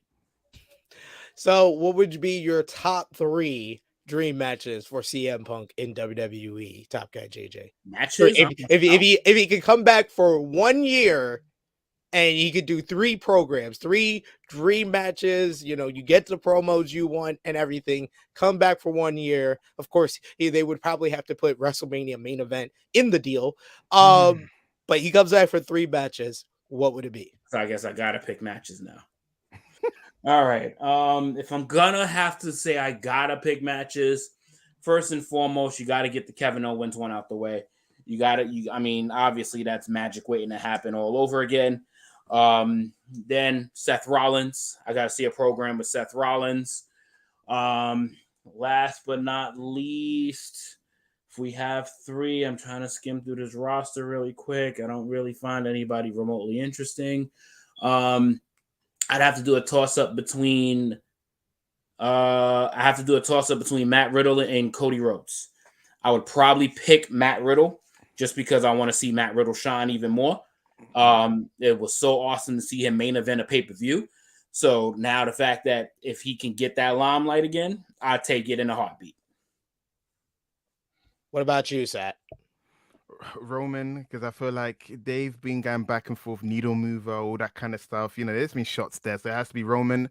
Seth Rollins, because Seth will do a great match, and the promo with them would be great. And Kevin Owens, but also honorable mention to someone like Ciampa to be a Triple H surrogate, because Triple H got wrestle, so get Ciampa. No offense to Johnny Gargano. Gargano is too much of a Gargano can do Swami, but I feel like in terms of promo off with Punk, Ciampa could hold his own. in terms of defending Triple H's honor, in terms of him coming back and being a hypocrite. I'm an NXT guy. Now you're taking my spot, that kind of storyline, because Ciampa's yet to properly, establish himself in WWE the way he was like in NXT. So I feel like low-key Ciampa will do great in the feud against CM Punk. Mine would be Kevin Owens, because I feel like if anyone's gonna say the lines that we want him to say about CM Punk, it would be Kevin Owens, and he's kind of like the biggest independent star that never faced Punk, as far as like on either like or even like a big stage like ROH, relatively small scale, but even that on that scale, we've never seen that. So that would be big for me. I would go Roman. That's the obvious just money matchup because of all the personal stuff they said, and they're two of the biggest stars in professional wrestling. And then 3, I'd probably go with Cody, only because that would be the Triple H put your dick on the table moment of, oh, I did the match you couldn't do, Tony. Yes. That's the only reason. Yeah. That's the only reason I'm here for that. We got a couple of people with some good choices here. Got Safet, who says Roman, Seth, Miz, Bray, and Owens. We got CM, who says Riddle versus Punk. I'm better to you in UFC and here, and I did it while high. Yeah. So that's why I try to stay away from the Roman one and try to get somebody else some shine. This is funny. That's hilarious. That's hilarious. I love it. We got Negro Buck, who says if you went back, Rollins, Owens, and Wyatt. Wyatt's an interesting one. I haven't heard a lot, so that's good. I think it's more the promos, right? But I don't know. It depends, innit? Because we don't know what if this Bray Wyatt is. I call it the American Badass phase, where he's more human. But I don't know if that's gonna be what he's gonna be like in 6 months' time. If he just, I feel like he's in his Mick Foley 1997, embracing all his faces. More than that. But let's get into the weekend. Oh my God! Yes, bro. Yes, that is Joe. That's been an hour on CM Punk. Holy fuck, yo! I hope never have. It's a money. He's money, right? Yes, sound off. It keep us coming in the live chat. We'll try to highlight as many of your comments as possible. But like I said, if you have a little extra, super chat donation is the best way to have your comment highlighted on screen, and have your if you have a question for Sat, myself, or Top Guy JJ, that's the best way to have it sound off. But there was a lot of wrestling this week, so we got to talk about that as well. It's not just the CM Punk Elite news. So let's talk about AEW Dynamite, which did 997,000 viewers back on Wednesday night this week. The show featured Jon Moxley defeating Penta El Zero Miedo in a very good brawl to retain the AEW World Title. Post-match, the firm jumped Moxley after MJF specifically told Stokely Hathaway to stay away from him. MJF made the save to pull them off and fired Stokes, but the firm then turned on MJF and Morrissey drove him through a table to end the show. That followed another big surprise, another week, another great MJF promo where he promised not to use the Dynamite Diamond Ring at Full Gear, to stick it to William Regal and everyone that doubted him. He told Renee, with all due respect, to shut her mouth, and warned Stokely about what would happen later on that night. We also had Swerve in Our Glory picking up a huge victory over FTR in a great tag team bout to become the #1 contenders for the Acclaim's AEW World Tag Team titles. They will now face the Acclaim at Full Gear, thanks to a little bit of help from the Gun Club. You also had Jamie Hayter pick up a huge victory as she defeated the first ever AEW Women's World Champion Riho in a fun sprint to set herself up for a shot at the AEW Interim Women's World Champion Toni Storm. And the Blackpool Combat Club went 2-0 on AEW Dynamite as Claudio Castagnoli and Wheeler Yuta defeated the Jericho Appreciation Society's Chris Jericho and Daniel Garcia after Claudio pinned Jericho, and Bryan Danielson stomped the arrogance out of Sammy Guevara in an awesome styles clash to get the win. However, Danielson and Yuta also furthered their tension with one another. Top Guy JJ, what was the highlight for Dynamite for you this week? Wow. I kind of got some satisfaction out of Sammy Guevara getting his ass kicked. Like, I think I fell into that can't stand Tay Mello shit. I can't get in. It drives me fucking off the wall. I only saw the back half of it, so I didn't see the entire first hour. But I got a lot of satisfaction out of that. So I'm going to probably watch it with the rest of my day off. Thank God, I have the weekend off.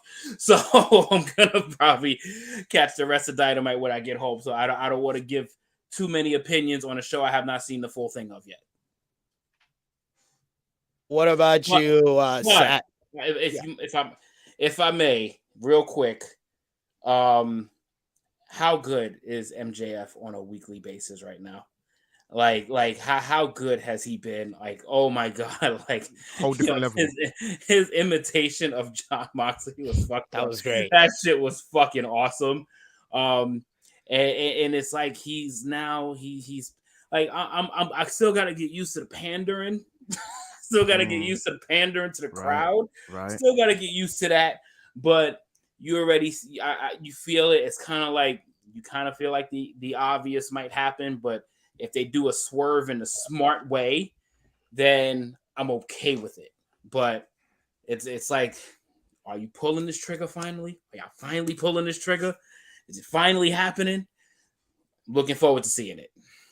Sat, what about you? Highlight or even a low light from AEW Dynamite this week? My highlight was Jamie Hayter versus Riho, because Jamie Hayter is a bruiser.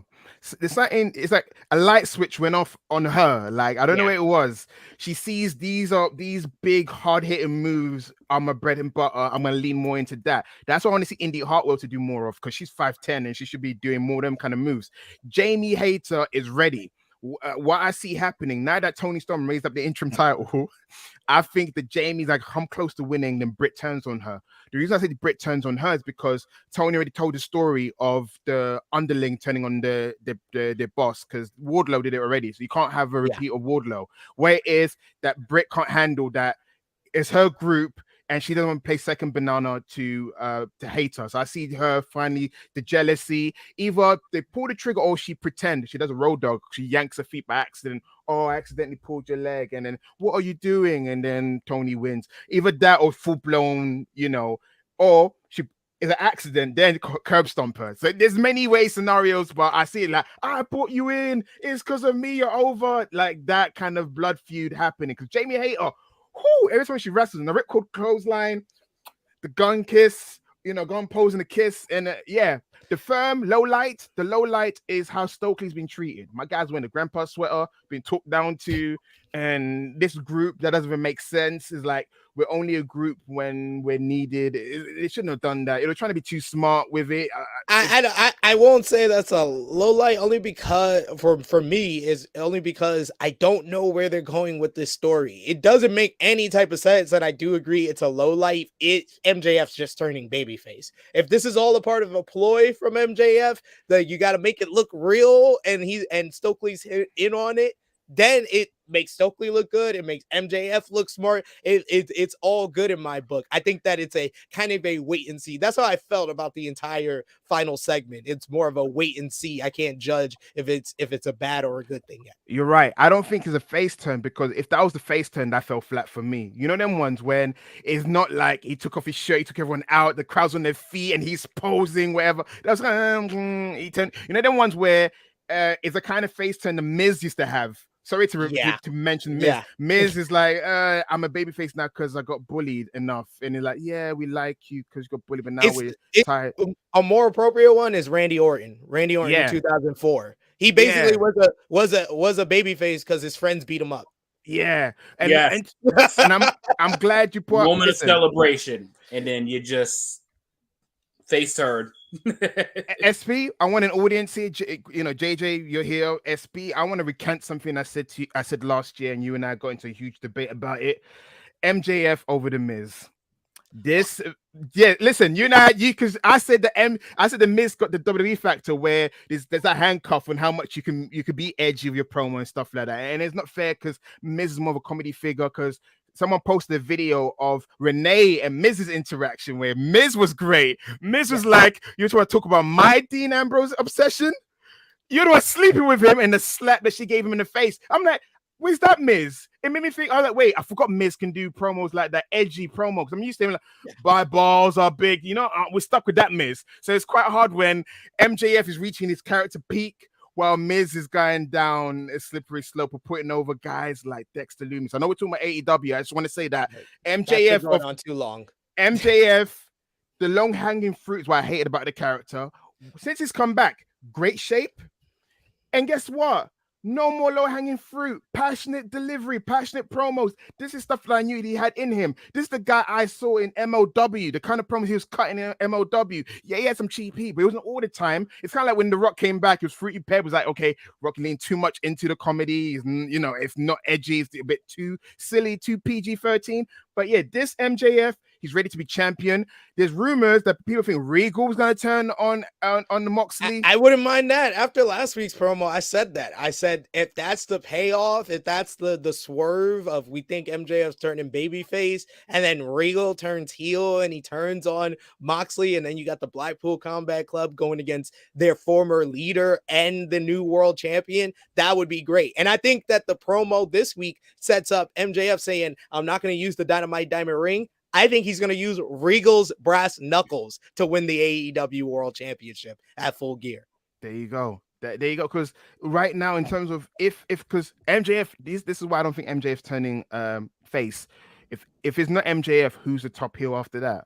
Because I feel like the Elite at the moment going through that little tweener face run, so they don't have an instant heel straight away. Yeah, Ethan Page, they're trying to build him up, but it's still a long process to go. I am with you. I think it's a swerve. The fact they put him through a table, not through the guardrail or anything more severe. You can kind of say, well, it's a table. I can take a table. You know, them ones were like, yeah, I can take it. Do it, big man. I can take it. It's a table. Blah, blah. It's not like Jungle Boy getting choked slammed by Luchasaurus on that steel grate. There's a difference in what level of impact. So yeah, Jamie Hayter, I'm looking forward to that. Toni Storm, God bless her. That whatever charisma she had is still left in WWE somewhere. I hope she gets it back someday because she was a quirky promo. It's hard to forget now, but she was. Now it's like, I will beat you. I am a real champion. All right, girl. Thank you. Your haircut looks nice. I think it might best be she doesn't want to be a baby face. I don't know. She got to figure it out. We mostly known like most of her run has been like as a baby face in the. It was WWE that turned her heel, so maybe she just wants to be a heel and she'll show charisma that way. I don't know, but we did have some news coming out of Dynamite on Thursday's PW Insider Elite. Mike Johnson revealed that there will soon be 2 more wrestlers that will become All Elite in the near distant future. He said, and I quote, I can also tell you that we have officially heard that both Bandito and Juice Robinson have agreed to AEW agreements. I don't know length, I don't know time, but they are officially going to be with the company going forward. And that also brings us to another big signing from this week. On Wednesday before AEW Dynamite, Fightful Select reported that the Kingdom, Maria Kanellis, Mike Bennett, and Matt Taven had officially signed with AEW after appearing on Rampage several weeks ago. The trio recently wrapped up their run with Impact Wrestling. They showed up in Toronto to challenge FTR for a future ROH World Tag Team title shot. FTR had reportedly pushed to get the group involved, but it's unknown how. When they first appeared, they weren't under any deals. Since then, they have all signed multi-year deals with the company. Kanellis and Bennett had talks with WWE, but it's unknown if there were any offers. While she spoke of helping to book in ROH or helping the women's division, she's only a talent at this time in regards to Maria Kanellis, and PW Insider had additional details. According to the report, Mike Bennett, Maria Kanellis, and Matt Taven's contracts are exclusively AEW deals, and they are not said to be specifically ROH brand. Also, the contracts are said to be 3-year deals that could keep them in AEW through fall 2025. And Wrestling Observer Newsletter does confirm the report that FTR pushed for the group to join the company, and they had interest. There was interest in Matt Taven from WWE prior to this, but he decided to go to AEW. So what do you think about the new signings this week, Top Guy JJ? Bandito, Juice Robinson, and the Kingdom And how would you rank them as far as the best signing to you don't know what they're gonna do? If from top to bottom, I'm definitely going with the Kingdom as the best signing. Because they're gonna have the best, they're gonna have the most use, and they're gonna be in a division that's actually used in wrestling. The mediocre signing is gonna be Bandito.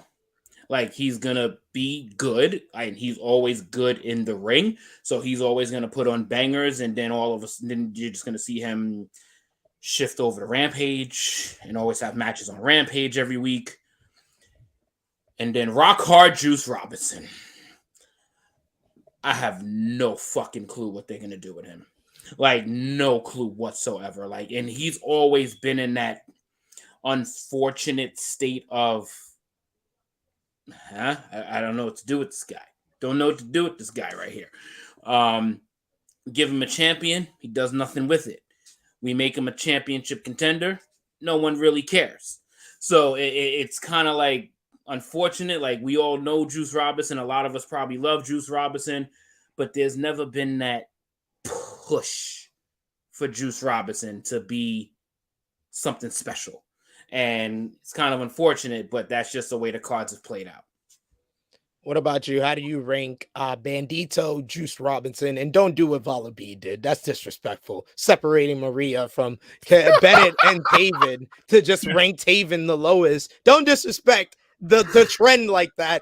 How would you rank the signings of Bandito, Juice, and the Kingdom? Kingdom's number one, only for the simple fact that their signing, I feel like it was like right place, right time. That word is for the Kingdom, and I see right place, right time.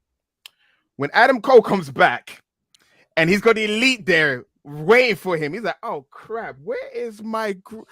Hey guys, I haven't seen you guys. He's like, where's my friends? If some of my friends die again, yeah, oh, damn. So he's like, Matt, Mike, Maria, 3Ms, guys, I missed you guys. I love you guys. Listen. I got some beef right there. Do you want to be Trios champion? Why not have a... So basically what I'm trying to say is expect Adam Cole to be leader of Kingdom again when he comes back.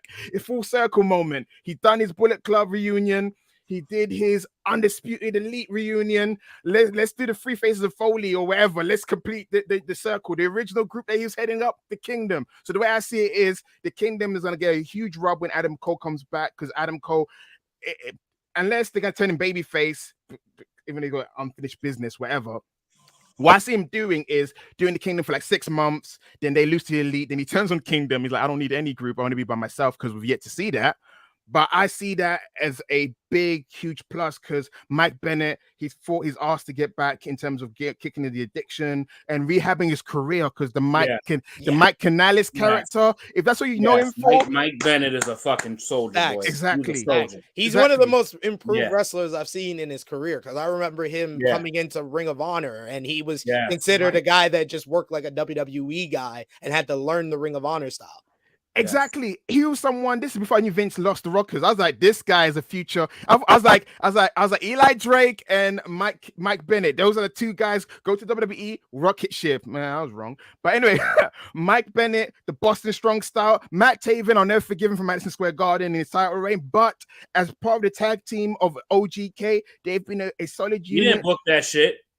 I know he didn't, but it's just that wrong place, wrong time situation for him. He ain't booked that shit. Yeah. And in retrospect, he was the right choice to win at Madison Square Garden. I'm just saying. Because the other choice ain't even around in mainstream wrestling anymore. Okay. If you remember, it was Jay Lethal and some guy that used to come out. Whoop, whoop. We're not going to talk about him. Anyway, even his woman wrestles in AEW, the Professor. Can I just point out, obviously you'll finish. Just want to pray and hope that Adam Cole does come back fully healthy. Yeah, I heard. Because this injury has been a roller coaster. So hopefully he's able to come back first and foremost, because this injury has went from he's going to be out for a little while, and now all of a sudden this has turned into a very lengthy, long process injury. So just hope that he's able to come back and do this, because everybody in the fucking wrestling world misses him, man. But that obviously what we saw was scary. It's a real life scary thing. So hopefully he's able to actually come back.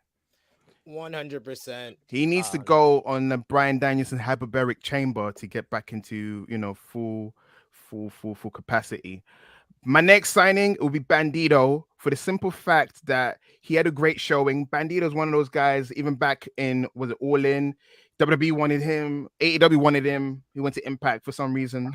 Was it Impact? He went Impact, right? That's where he went to. He was only in Impact for like a couple of shows. Yeah. What company he ended up choosing? He signed with MLW. Sorry, he went to MLW. That's wait. Well, he signed with ROH. Listen, ROH.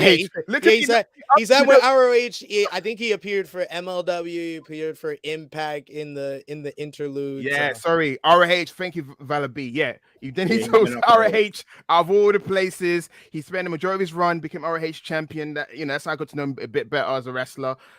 Yeah, like JJ saying, Penta, Phoenix, how are you guys treated?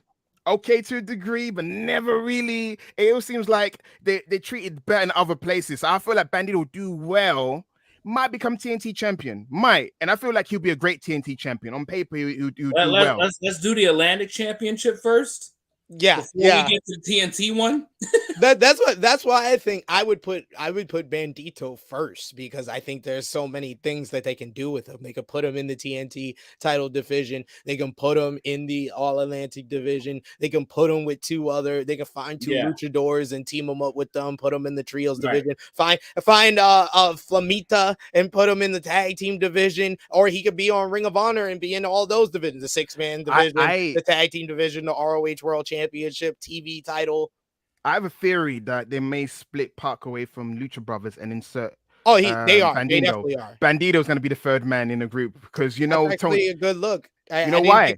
You know why? Because that's what Tony does. He's like Danhausen, best friends. You know what I'm saying? It doesn't really make sense, but he's like, He likes the group up. He follows the Gato booking. That's what Gato does in New Japan. If someone comes in new, gotta put them in a stable. I don't know what to do with them. I can even see Bandito already joining them and becoming a like a tandem together. And then you got Park being, I don't like this guy, and that's when or I mean, even though they don't like people in masks, put them with Rushin Andrade. Why not? Yeah. Why not? You know what? Yeah, but that Bandit is the same guy that snitched on his manager, Chavo Guerrero, for cheating. That was hilarious. Hey, they don't respect ROH canon, not that much. But let's talk about the other show from AEW. And wait. My final one. I'm sorry. I mean, everybody got juice last. No. Everybody got juice last. No. Okay, I'm not. But reasons are different. Juice's loss is because is the unknown. If it was me, it may sound lazy booking. Something needs to light up Tony Storm a bit, get her a bit passionate, put them two together as a tandem, as a duo together. And I want to know, will it still be Bullet Club? Will it be a case of like his Bullet Club AEW? Yeah.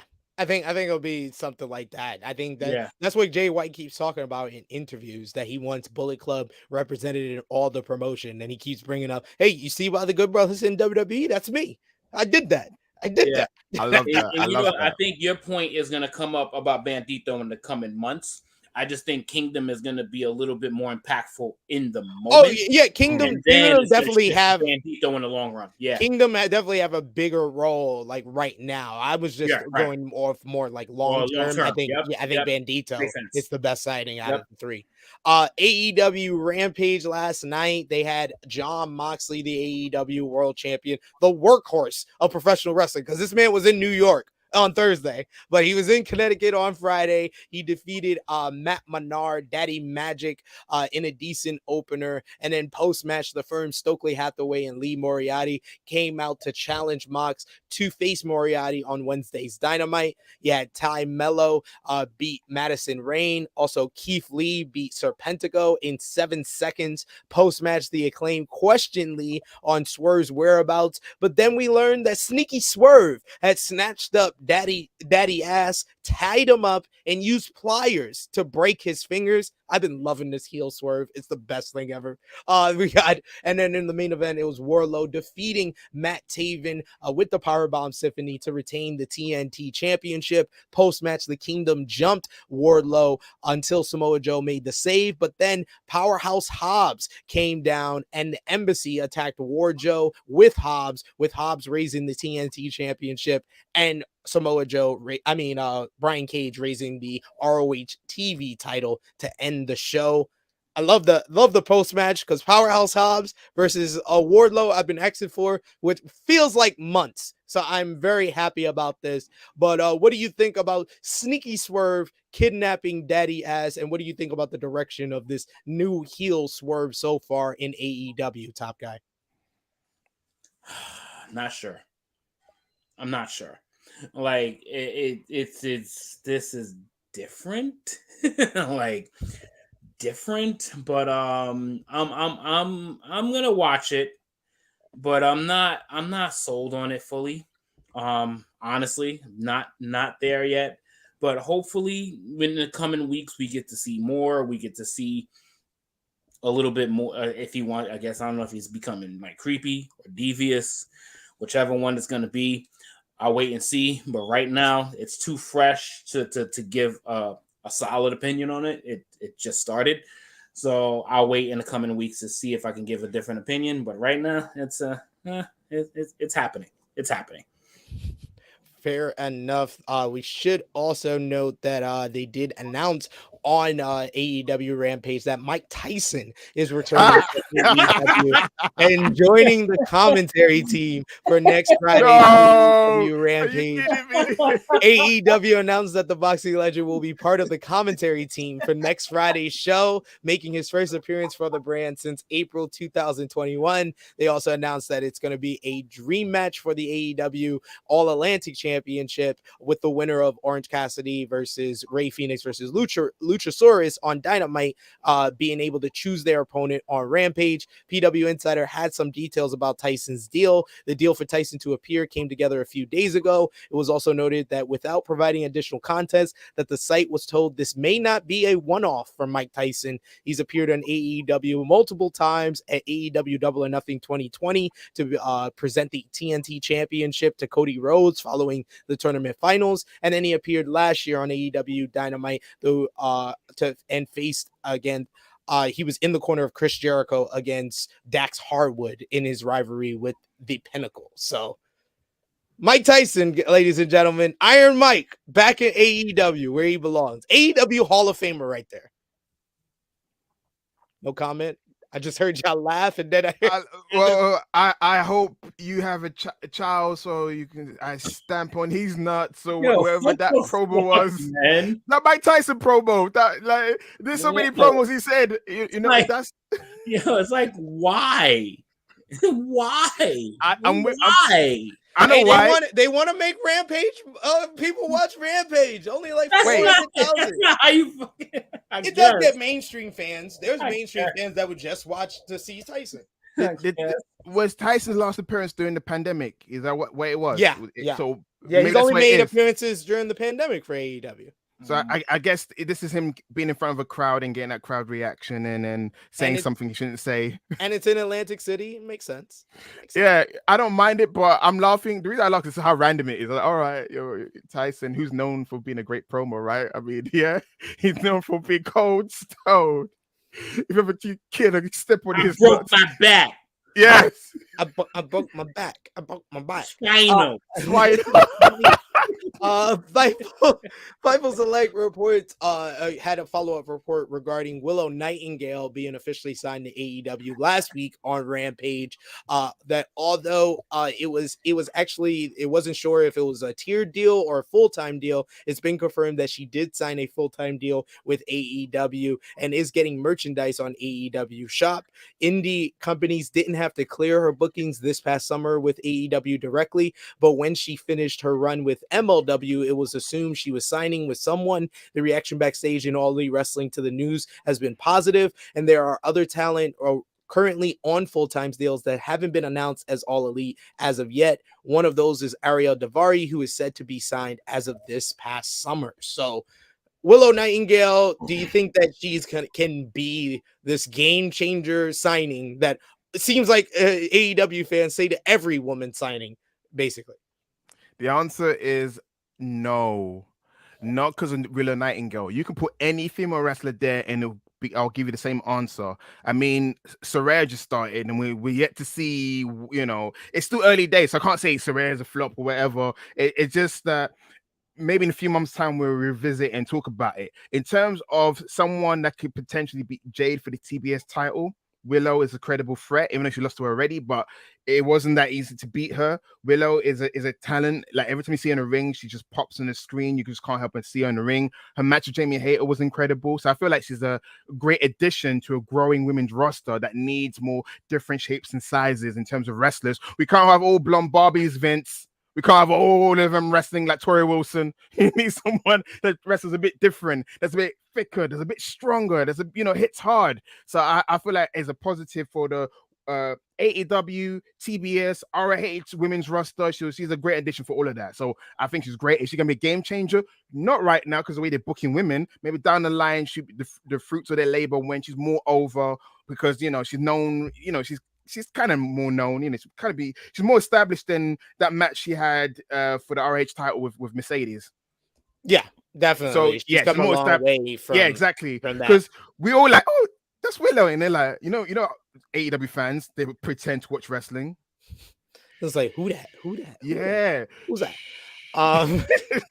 We do have a super chat donation here from the good brother Dan. We appreciate you, Dan, one of our Patreon backers, with the super chat here saying that Mox and MJF AEW Tag Champs 2023. I think we're definitely going to get a Can They Coexist tag team match with Mox and Max. Mox and Max versus the Ferns. No. Yes, got to get those good old Can They Coexist. That's a WWE trope that they make fun of and not. No, Mox is gonna be Sting. He's gonna be Sting and Max is Ric Flair. He's gonna do the team. He's gonna get attacked on stage, and then he's gonna come out. He's gonna be like, that is the most disrespectful heel turn. Mean it was good. That's the most disrespectful heel turn of all time. It's great. The most disrespectful. How you tag your partner and you punch him afterwards and you strut like an idiot. Stuff. No, he strutted before he punched him. That's the best part. WWE, let's get into it. I saw a couple of people in the chat asking me to start off with this. I had to get all the AEW out the way. I apologize. Which this shot right here of Powerhouse Hobbs, love it, needs to be reality. Yo, did you see what I posted it online? Brian Cage interrupting Prince Nana was the I saw that. I agree. I definitely agree. Prince Nana with the ebony and ivory. I was laughing. I laughed I want Prince Nana to get mic time every single week. But that's enough. I want to see Stokely and Prince Nana just having a promo off. That's my dream. That would be great. That's enough AEW. We got to get to WWE for the people watching here. Sorry. So let's talk about WWE Smackdown from last night, which was a very good show with some great promo work, including my favorite TV segment of the year. We first got to talk about Bray Wyatt. He addressed his demons in another captivating promo until the masked version of himself interrupted him on the Titantron and said that Bray is a liar who is a shell of himself and sent the Fiend away before revealing himself to be Uncle Howdy. And I love that the makeup made him seem like an older version of Barry Windham. Right, Bray Wyatt's real uncle. Great stuff. And also Blackjack mustache. He's got the Blackjack Mulligan mustache. Yeah, well. There you go. Then we got to also mention, we got one of the most entertaining segments in wrestling this year after the Brawling Brutes defeated Sami Zayn and Solo Sikoa in a fun opener following yet another disagreement between Jey Uso and Sami Zayn. Roman Reigns came out to settle things with Sami apologizing to Jey, but Uso wasn't having it, tore into Zayn and said he didn't care what the tribal chief said. And then Zayn broke everyone in the ring when he said that Jey hasn't been himself. He hasn't been feeling very Usi. And literally, even Jey Uso had to break, literally corpsing corpsing in the middle of the ring as this promo segment was going down. Roman Reigns said he was going to take away the honorary in Sammy's honorary Uso name and rename him into Sammy Uso. Some great gems, some great oh man, this is just one of the best segments of the entire year. Go out of your way to watch the Bloodline. I think this may have topped the honorary Uso shirt presentation. Yes, as a promo from the Bloodline. But there was also some other stuff besides that. There was some wrestling too, but I didn't care about those. Karrion Kross beat Madcap Moss in the in-ring main event. You also had Ronda Rousey defeat the returning Emma to retain the SmackDown Women's Championship. Backstage, she finally solidified her alliance with Shayna Baszler after Shayna choked out nice Natalya, picture. which I am all here for. But Seth, Yeah. what's your thoughts on this Bloodline segment? Listen, they couldn't keep it Uzi for this segment, right? They couldn't keep it Uzi. You see Roman like, he laughed. And then Jay was like, he's the head of the palm, the Booker T in the palm. And I love how Roman goes, okay, that's enough. That's enough. Listen, you have to listen to this, what I'm going to say. To the point where poor Hayter had to do, well, that's the end of this promo right now. You know? What's so good, what I realized, that Sammy's brought something back that's been missing from the Bloodlines. It turns out we like infighting. That's what makes them compelling. They're not like Evolution, in a limousine, women in the car, we're the best team, blah, blah. That's not what kind of team they are. They're a family. And as you guys know, some of you may have big families. There's a lot of squabbling in families. So it's kind of like, Sami Zayn's like this in-law. And then I wish that Jay said why he's angry. He just said, I don't like you, you're not family. I think he got that across. He was like, he don't want anyone. You're not family. He was like, I'm willing to bleed for my family. Are you willing to do that? You should not be living off the Bloodline's name if you aren't blood, if you aren't willing to do that. I think Jay pretty much laid his cards out on the table here that we really didn't know before. I do agree we didn't know before last night what his reasoning was, but I think we got the reason. Plain and simple. What meant is like we thought that Jay getting beaten up by Roman in Hell in a Cell, like the initiation to be Bloodline. This guy hasn't got blood. You know what I'm saying? There's a reason why Jay's feral. Jay got his spirit broken.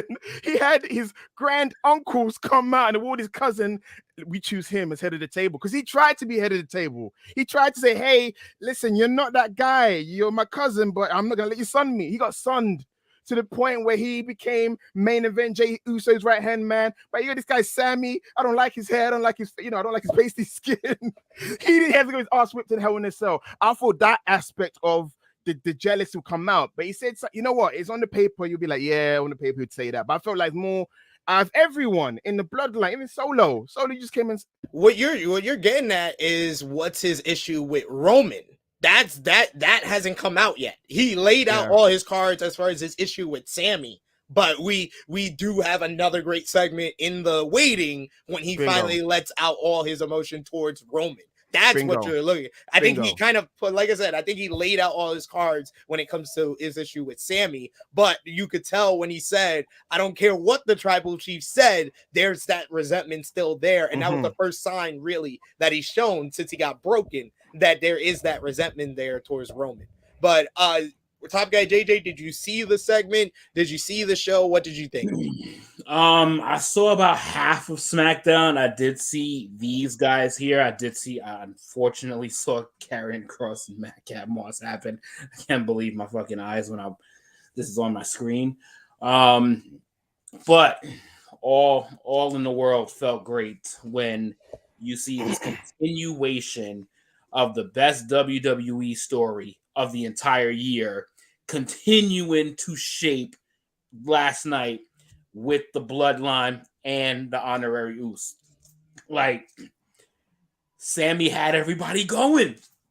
It's like, I don't know what it is. Like, I don't know what it is. Like it seems like ever since I hung out with you guys, I don't like you can't stand me. And then Huh? I'm gonna get him, Moose. I'm gonna get him. I don't like your hair. I don't like it. Like, it's literally because you ain't blood. You ain't gonna shed blood for my family. Are you gonna shed blood for my family? Because I've already done it. I've already done it. This is my family. You are a fucking outsider trying to portray yourself in a line that you have no blood in. Appropriate. Like, appropriate. He's trying to racially appropriate the bloodline. Yeah, my dog. Dog.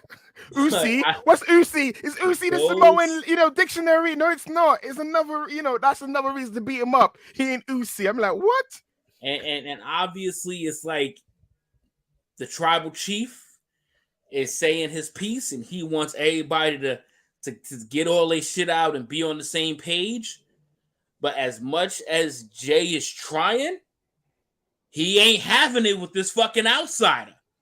He ain't having it. And it's kind of like that's how it be with family. Like, I don't like that motherfucker right there. I don't care what you, them, people in the chat, them over there. I don't like this motherfucker. Like, I just don't. Like, stop trying to get me to like son. I'm never gonna do it. If I get the chance, if I can, I'm gonna punch him in his face. Like, it came out so authentic. Like, and that's why this whole thing has been so good. And when you get that altercation between Jay and Roman, that circles all the way back to how this happened during the pandemic and what he did, and he a piece of him still doesn't forget what he did to Jimmy. A piece of him doesn't forget what he did to Jimmy while he was injured. When they had that match, when they had that I Quit match, like a piece of that it's still there, but he's playing his part until it's like the right time, and that's like, I love how this is playing out. And listen, we could shit on these people on this company and what they've done for years upon years, but boy, when they get something right, holy shit, it is the best thing on fucking TV. Yeah, this has been the best storyline. The only thing AEW has done this year that's even close to this is Punk and MJF, and it's becoming harder and harder to not call this the storyline of the year. I would say Punk MJF is the feud of the year for me, at least. But this is the best storyline. This is the best kind of weekly episodic story that WWE has done. Got a quick question, in a while. guys. So do you think, because in the beginning we thought, they're going to turn on Sammy. I still think that's going to be the case. What I'm now thinking is Sammy, they'll turn on him, but Jay, do you think Jay might be the guy? Because there's hypothetical theory that you don't think Jay's going to be the guy to dethrone Roman. He's not going to lead to him turning. And I still haven't heard an argument that proves it otherwise. I think that Jay is going to lead the charge when they turn on Roman. When he loses the undisputed Universal Championship, I think that's when the bloodline turns on him. I think Solo, the way Solo's been playing things, and the little line that Solo was sent by the elders, he wasn't called upon by Roman, he was sent by the elders, and now we're just gonna hear a line from Solo like, I got another message from the elders, and Jay's gonna be the first one to jump Roman. That's what I think. I'm gonna get him, Moose. I'm gonna get him. I think that's because Roman's going to be a huge babyface once he loses this Universal Championship, and I think the bloodline is going to be the people that kind of facilitate him going babyface. But there was news about a bunch of stuff coming out of SmackDown. I like the Bray Wyatt promo that ended the show. PW Insider reports that after his return at Extreme Rules, Bray Wyatt is listed backstage as the top babyface for the SmackDown brand, with Drew McIntyre as number 2. Wyatt is also currently the top merchandise seller in WWE right now, and he's even surpassed the Bloodline in that stat.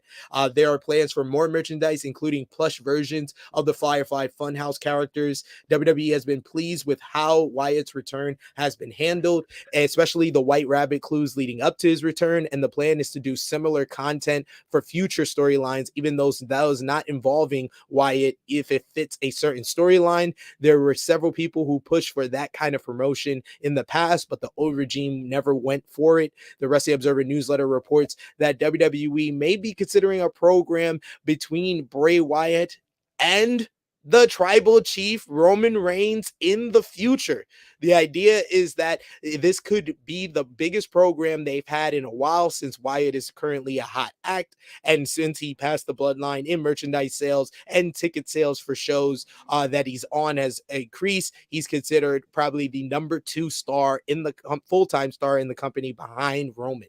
Fightful Select has a report that directly contradicts the Wrestling Observer newsletter, noting that according to their sources, rumors of a program between Wyatt and Reigns are false. They noted that they have learned from the run with The Fiend, and if Wyatt goes against Reigns right away, where would we go from there? Bingo. Meanwhile, there are plans for Wyatt to be integrated into both shows for the next 2 weeks, as you saw last night with the Uncle Howdy segment. Also, there's been a spoiler that there could be parts of his past appearing in a segment next week, with the rocking chair from his original run being brought to the SmackDown taping last night in St. Louis, and the Fiend mask is also said to be used, and it's believed that it will be ripped up by Wyatt or someone else, probably Uncle Howdy.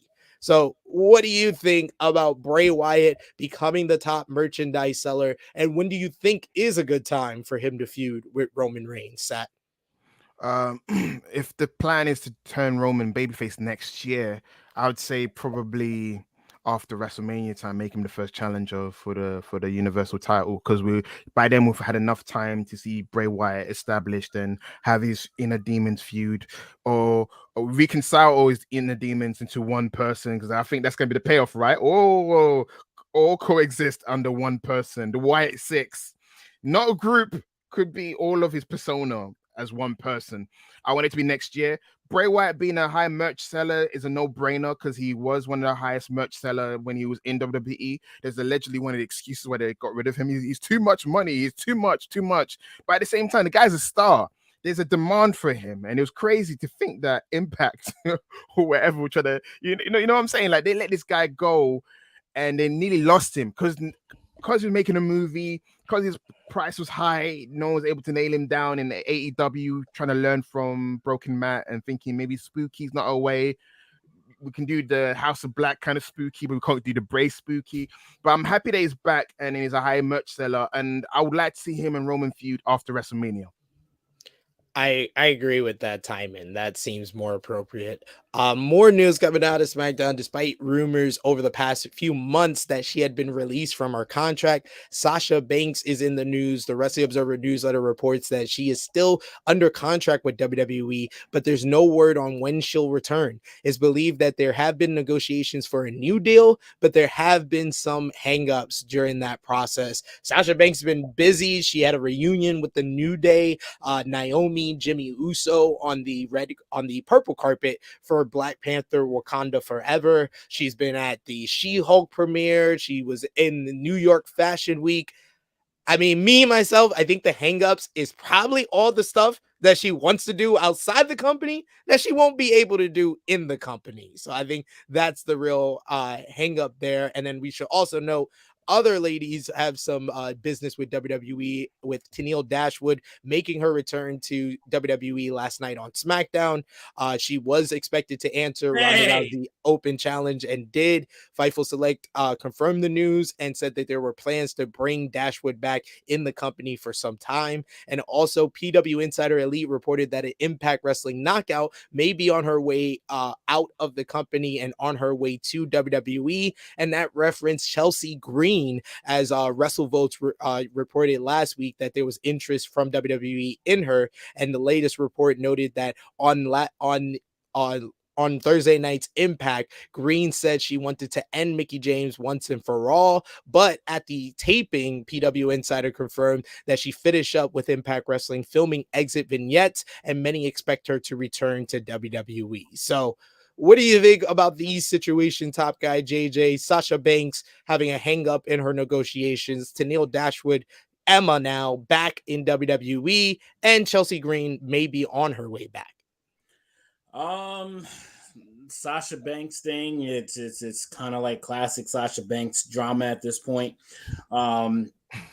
It is going to be like that point in time, 3 to 4 months into her return, that something's going to happen, that she's going to be unhappy, and then she's going to step away, and then she's going to return in a few months, probably right before the Royal Rumble, be through WrestleMania, be happily unbooked, be unhappily booked, and then she's going to leave again, and blah, blah, blah. This is happening. It's like a fucking vicious circle that just doesn't seem to stop. So kind of just immune to it at this point, kind of just numb to it at this point with Sasha. Seeing the baby come back, I was just praying to God, praying that she would have been able to still use Tenille Dashwood, but it's fucking Emma. It's a different feeling when you see Emma. It doesn't hit home when you don't see Tenille Dashwood, because that's Bay.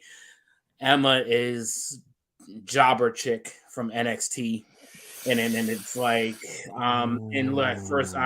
first match is going to be against Ronda Rousey, and loses that, and it's probably going to be a bunch of more L's coming her way. No, Dana Brooke, get the band back together. This is Emma, not Tenille Dashwood, and Chelsea Green is, listen.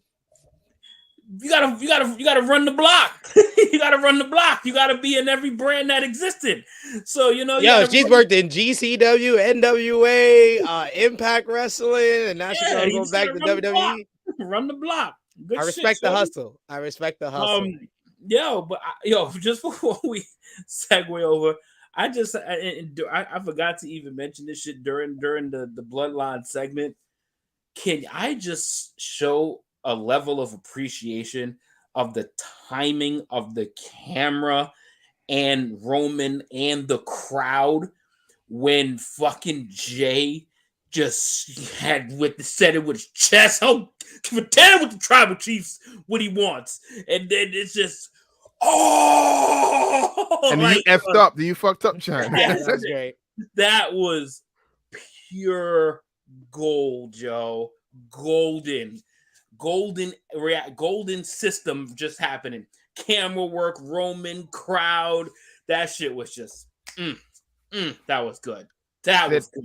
Said I'm gonna be quick. With it. I know we need to wrap up. Emma coming back, great. Put it back with Dana Brooke. Go for the tag team titles. We need more tag teams. Dana's not doing much. They were a team. I was a fan of that team. I miss her old song. I was hoping for the OCFO's Hill theme, which is the. I'm glad we got this. Still got the Dashwood. It's all about me, though. Yeah, it's all about me. It's all about Emma now. But yeah, I want her and Dana Brooke. I hope she lights the fire into Dana Brooke so they can be a tag team. By the way, Nikki Cross is back. You know how much I've missed Nikki Cross. She's back. We're about to get into that. Don't worry. And Chelsea, she never really had a run. If she could stay injury free, I think she could be beneficial because she's a good character wrestler. So yeah. Yeah, she's always been very good at that. You also had this past week NXT Halloween Havoc on last Saturday. You had Bron Breakker defeat Ilya Dragunov, JD McDonough in a tremendous triple threat main event to retain the NXT Championship. Mandy Rose beat Alba Fire to retain the NXT Women's Championship after a haunted house fight featuring Toxic Attraction. Roxanne Perez defeated Cora Jade in a Weapons Wild match. Apollo Crews beat Grayson Waller in a casket match. Julius Creed beat Damon Kemp in a hard-hitting ambulance match. And Wes Lee defeated Carmelo Hayes, Nathan Frazier, Ora Mensa, and Von Wagner to win a 5-way ladder match to win the North American Championship. Then that segued nicely into Tuesday night, which you had WWE NXT. They did 716,000 viewers. The show featured a great main event with Ilya Dragunov beating JD McDonough. You also, JD McDonough beat Ilya Dragunov and actually choked him out, and Dragunov was stretchered out of the building of the CWC to end the show. JD McDonough getting a huge win over his former rival from NXT UK. Katana Chance and Kaden Carter defeated Nikita Lyons and Zoe Stark to retain the NXT Women's Tag Team Championships. After it appeared Lyons and Stark had won. Pretty Deadly beat Idris Enofe and Monique Blade in a really fun tag team bout to retain the NXT Tag Team Championships. And R-Truth looked like he was a star again as he appeared on this show, as they always react bid for main roster stars, because he thought it was Halloween Havoc and then got challenged by Grayson Waller for next week while congratulating Wes Lee. And the Schism revealed their newest member, Ava Rainn, aka Simone Johnson, The Rock's daughter, is in the Schism with my boy Joe Gacy. Sat, I'm here for it. I'm here for when it. he cut his promo, I was like, "Oh, where's SB for this?" I enjoy when SB does it. When I heard Ava Rainn's promo, I was like, I wish I was still reviewing NXT. I would have loved to read out this promo. This promo was awesome. But Sat, what did you think about Halloween Havoc NXT? The week in NXT. I got hoodwinked into thinking that Mandy Rose was finally gonna lose. I was like, they got me. They got me. Yes, they did. They got me good. It was a good show. It's a transitional show because it's the first new NXT black and white. Wait, so gold and white? So it's not black. Black, gold, and white, I guess. Yeah. White and gold brand. That's what they are. The influx of NXT UK talent has reinvigorated the main event scene, reinvigorated the tag team division. So I think it's been a huge plus in that regard. Ilya Dragunov is a huge sub. I think he likes this being punished. There's something about him. He's like, where's Volta to smack me again? Because he's this face the whole time. That's Ilya all the time. Look at Sat embracing the subculture. And JD McDonough, please, creepy, big head, hammerhead. His head's bigger than his whole body. Forever. Triple H, Shawn Michaels, love this guy. He plays the character really well. Give him that. But quickly, Gacy, he's not dressing like his old self. My guy's putting bits of his CZW, the mask and all that. What? Like, is that a little change? Let's talk about that. Everything else is the same. Bron's still champion. Mandy's still champion. Things are happening. But Ava Rainn debuted, yes, great. But let's talk about the wardrobe. I'm one of those people talking about the minutia of a character. Minutia. From Halloween Havoc, I thought the main event and the ladder match were spectacular. That was a good bookend to the show. Everything in the middle I could have done without. Julius Creed and Damian Kemp was good, but everything else were kind of forgettable, but those two matches were really strong. And yeah, Ilya Dragunov was a star. JD McDonough was the MVP of that triple threat, though. He was in his bag. He was going off. Wes Lee, kind of similar thing in the ladder match. Him, Carmelo Hayes, Nathan Frazier were the stars of that one. Von Wagner with that crazy spot, gorilla pressing Wes Lee into the announce table was nice. And then NXT, the real highlight was the schism on top. So Top Guy JJ, what do you think about Ava Rainn being aligned with the schism? Do you think this is the best role to introduce The Rock's daughter? I mean, it's a prominent beginning. It's a very prominent beginning. Like, it's a lot different than what her father did, coming out in the little feather trunks and all of that shit, and coming out all happy. Yay! I'm happy to be here. Like, can't wait to wrestle. So this is a presence immediately, and we got to now see her build on it. She's got to build on it. She's got to do stuff with it, and don't rush it. Just evolve her slowly each week. Don't put pressure on her that she's, now she's got to cut like 3 promos in a month. Like, just ease it in, and then she doesn't have to have a 5-star match at the end of the year. Like, she just build her in and then let it be natural. Don't force it. Yes, keep it natural. Great line by CM. Got more head than he got body. Talking about JD McDonough. So yeah, I'm excited to see what they're gonna do with Ava Rainn, and I agree with Top Guy JJ. It seems like it's a more suitable role to have her protected, have some people around her that she can learn from, and also hide her weaknesses. It makes more sense than how they debuted The Rock. Honestly, if they would have debuted The Rock in the Nation, that would have made more sense. Right. Could have done that. But we got to talk about the news coming out of NXT Halloween Havoc, as well as the show this week. Fightful reports that WWE filed a trademark application for the term scripts. A new superstar is on their way, or group with their name is Scripts. On Tuesday's show, a vignette played with a voicemail left at the WWE Performance Center. The voicemail featured a digitalized voice who delivered an ominous message. So very interesting who that's going to be, or who the group is going to be. We should also note that NXT had a milestone this week with Mandy Rose set. I talked about it during our whole time reviewing the show. She has officially held the title for a year. For 1 year, she won the belt at NXT Halloween Havoc last year, defeating Raquel Rodriguez on October 26, 2021. And she is now the third longest reign in the title's history, behind Asuka at 510 days and Shayna Baszler at 516 days. And Toxic Attraction will celebrate the achievement on next week's episode of NXT. And there was 2 returns on NXT, with Elektra Lopez and Odyssey Jones returning to the show on this week's show. Who do you think is going to make the bigger impacts at? Odyssey Jones. You know, he was in the midst of a run before he had these, patella injury and few questionable tweets, which put him on the bad side of the fans. So it's good to see him back in action. And I was hoping that Malik I'm forgetting the other guy's name. Idris and Nofe. Yes, it's been a while. These guys. I was hoping there was still be with Cameron Grimes, but I'm hoping Cameron Grimes goes to the main roster. But I'm thinking that Odyssey, he was getting quite a push when he was around last time. Maybe he can knock off a Jon Wagner. I think Alba, Carmelo, and Cameron are probably going to the main roster.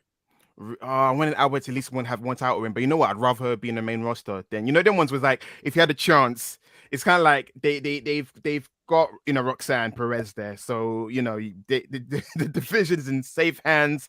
Mandy lose to Roxanne Perez. It's time. It is time. And then finally from WWE this week, there was Raw. They did 1.803 million viewers. The show featured Bayley defeating Bianca Belair in a very good main event, thanks to an assist from the returning Nikki Cross, who laid out everyone. No mask, no ASASH anymore. She is now Nikki Crazy Cross again. Finn Balor beat Karl Anderson in another good bout that featured Rhea Ripley body slamming Luke Gallows. Yet R-Truth beat The Miz thanks to Johnny Gargano playing mind games about Dexter Lumis again. But then Baron Corbin with his new manager JBL defeated Gargano in a pretty solid matchup. Austin Theory finally got a win on TV, defeating Mustafa Ali in yet another good contest. Post-match, Seth Rollins attacked Ali, but he kept fighting and had to be pulled off of Seth to end the segment. Top Guy JJ, what do you think about Nikki Cross's return to Raw? Like, I liked it, but I'm not sure if it's like it. I don't know if it's like it feels like too little, too late. Like it's not something that felt like it had any impact. Like there was no reaction to it. Like the crowd was flat as fuck to it. And I just don't know. I hope that it turned into something better than the initial reaction, because the initial reaction is dog water right now. Hopefully it's more, but honestly, I'm not expecting too much from this. And especially if she doesn't get any response from the crowd, she's gonna fizzle out faster than the fucking time is going on my fucking thing over here. The little timer that's going off. It's just going click, click, click, gone. That's fair. What about you, Sad? I know you're big on Nikki. Yes, listen, NXT Nikki is elite, all right? Mm-hmm. And also, she was a tweener as well in NXT. That goes to how her character was. She attacked both heels and faces. But the only thing of this version of Nikki I'm going to miss is her good hair, because old Nikki looked like she slept in the garbage can. You know what I'm saying? She's gonna have the whole wet hair look. And there's also a rumor that Eric Young's contract is gonna run at the end of the year. We may get Sanity back in. I mean, you know, all the other guys are not signing to God, big no, companies. please stop. Just don't drag it. I'm sorry. People suggest certain people coming back to WWE, and I'm just like, I got PTSD with a lot of people when it comes to them going back. I had Rick the other day on Believe tell me that Deonna Purrazzo should go back to WWE, and I was scarred. I yelled at him. I was like, no! She was there for 2 years, had like 3 matches in NXT. That was under Triple H. That's not, you can't blame Vince for that one. That was under Triple H. Deonna Purrazzo better stay her ass out of anything WWE. Go to anywhere but WWE. I'm scarred. Okay. I'm just pointing it out there that that's a fact. But also I want to say that comment, I was gonna say maybe Chelsea debuts as the problem solver. But then again, would that take the heat away from when Beth comes back? Because isn't the whole point that the person to stop Rhea will be Beth? Because if Chelsea is the one to neutralize her, which I don't think she will, I think she'll flop. Chelsea Green strikes as someone that's better as a heel. Her as a face, you know, I don't know how that's gonna go. She's much better as a heel, but if she comes back as a good slot. But like you're saying, she's gonna get a dog crap reaction because not a lot of people know who Chelsea Green is. You know, it's like Nikki. They've driven her character to the ground. Of course, that's the problem. That's the problem. Like, it's not the Nikki character. It's what they did with this ASH shit for the last 2 years. Almost for 2 years. Like that's almost the problem. It's been too long. Almost a superhero. And now it's like you want to bring the persona back. Like, this ASH shit should have been like 2-3 months, not 2 years. Like, yeah, that's it, man. It's like, if she makes it work and she happens to make shit work, then cool. Oh, this is a tough road. This is a tough road. Liv is doing a crazy girl gimmick, but when Nikki, you think that's naturally an unhinged person. It's not like a person playing a character. There's nuances I hope that she can tap into like she did in NXT, because it's quite hard for certain people to see that again, because for us, our introduction was crazy Nikki, so we know she can do it. But for a lot of people, it's like, whoa, because Liv is doing I'm sexy crazy. Nikki doesn't do that. Nikki goes, I stink crazy. You know, I haven't showered in 10 days crazy. I love that. He said the I stink crazy. I ain't never heard no shit like that. That's a new one, ladies and gentlemen. You heard it here first.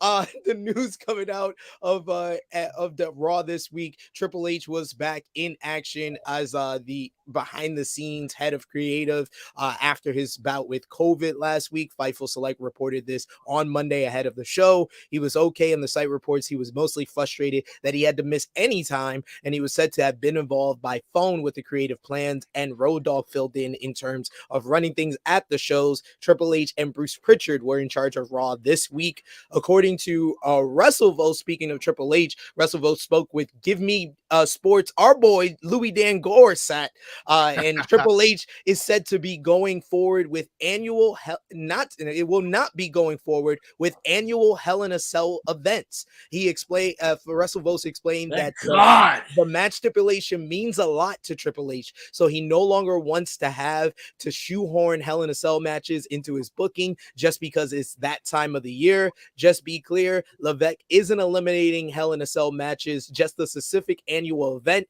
and we'll still see Hell in a Cell matches happen whenever they fit his booking rather than have it be at a specific time of the year. And this lines up with previous reports of plans to eliminate gimmick events. Although WWE did just announce Elimination Chamber will be back in 2023 in Montreal, as well as Survivor Series War Games coming up on November 26th.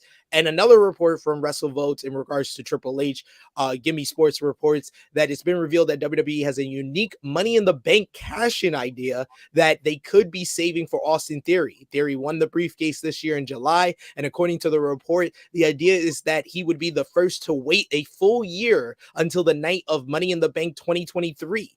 There would be then be a storyline throughout the night about how long he has left to cash in before he loses it. It's unknown if the cash in would be successful, but it is something that's being discussed. Russell said there is an idea that he's the first guy to wait a full year, like the day of Money in the Bank next year. That's the storyline. Like, you have to cash in this in 2.5 hours. You have to cash this in 90 minutes. This type of thing. I know that idea is on the table. I actually really like that idea as far as the Money in the Bank. That's something unique and different they haven't done yet. And I think we're all in agreement. No Hell in a Cell pay-per-view is a good thing. That's a good thing. That's also, amazing. Will Washington of Grapsody, when I was listening, he actually said that he should be. So I'm actually glad and funny, hilarious that idea actually is happening, that he's the first one to basically almost max out. What if he gets locked in a cupboard? I can see Gargano locking him in a cupboard. Missing the whole show, and then when he wants to cash it in, it's like, expired, man. I'm sorry. No, I want it now. Like, now. Imagine like the time. Imagine that he goes to cash it in, and he's got 20 seconds, and then the ref bump or whatever, and then he can't cash it in.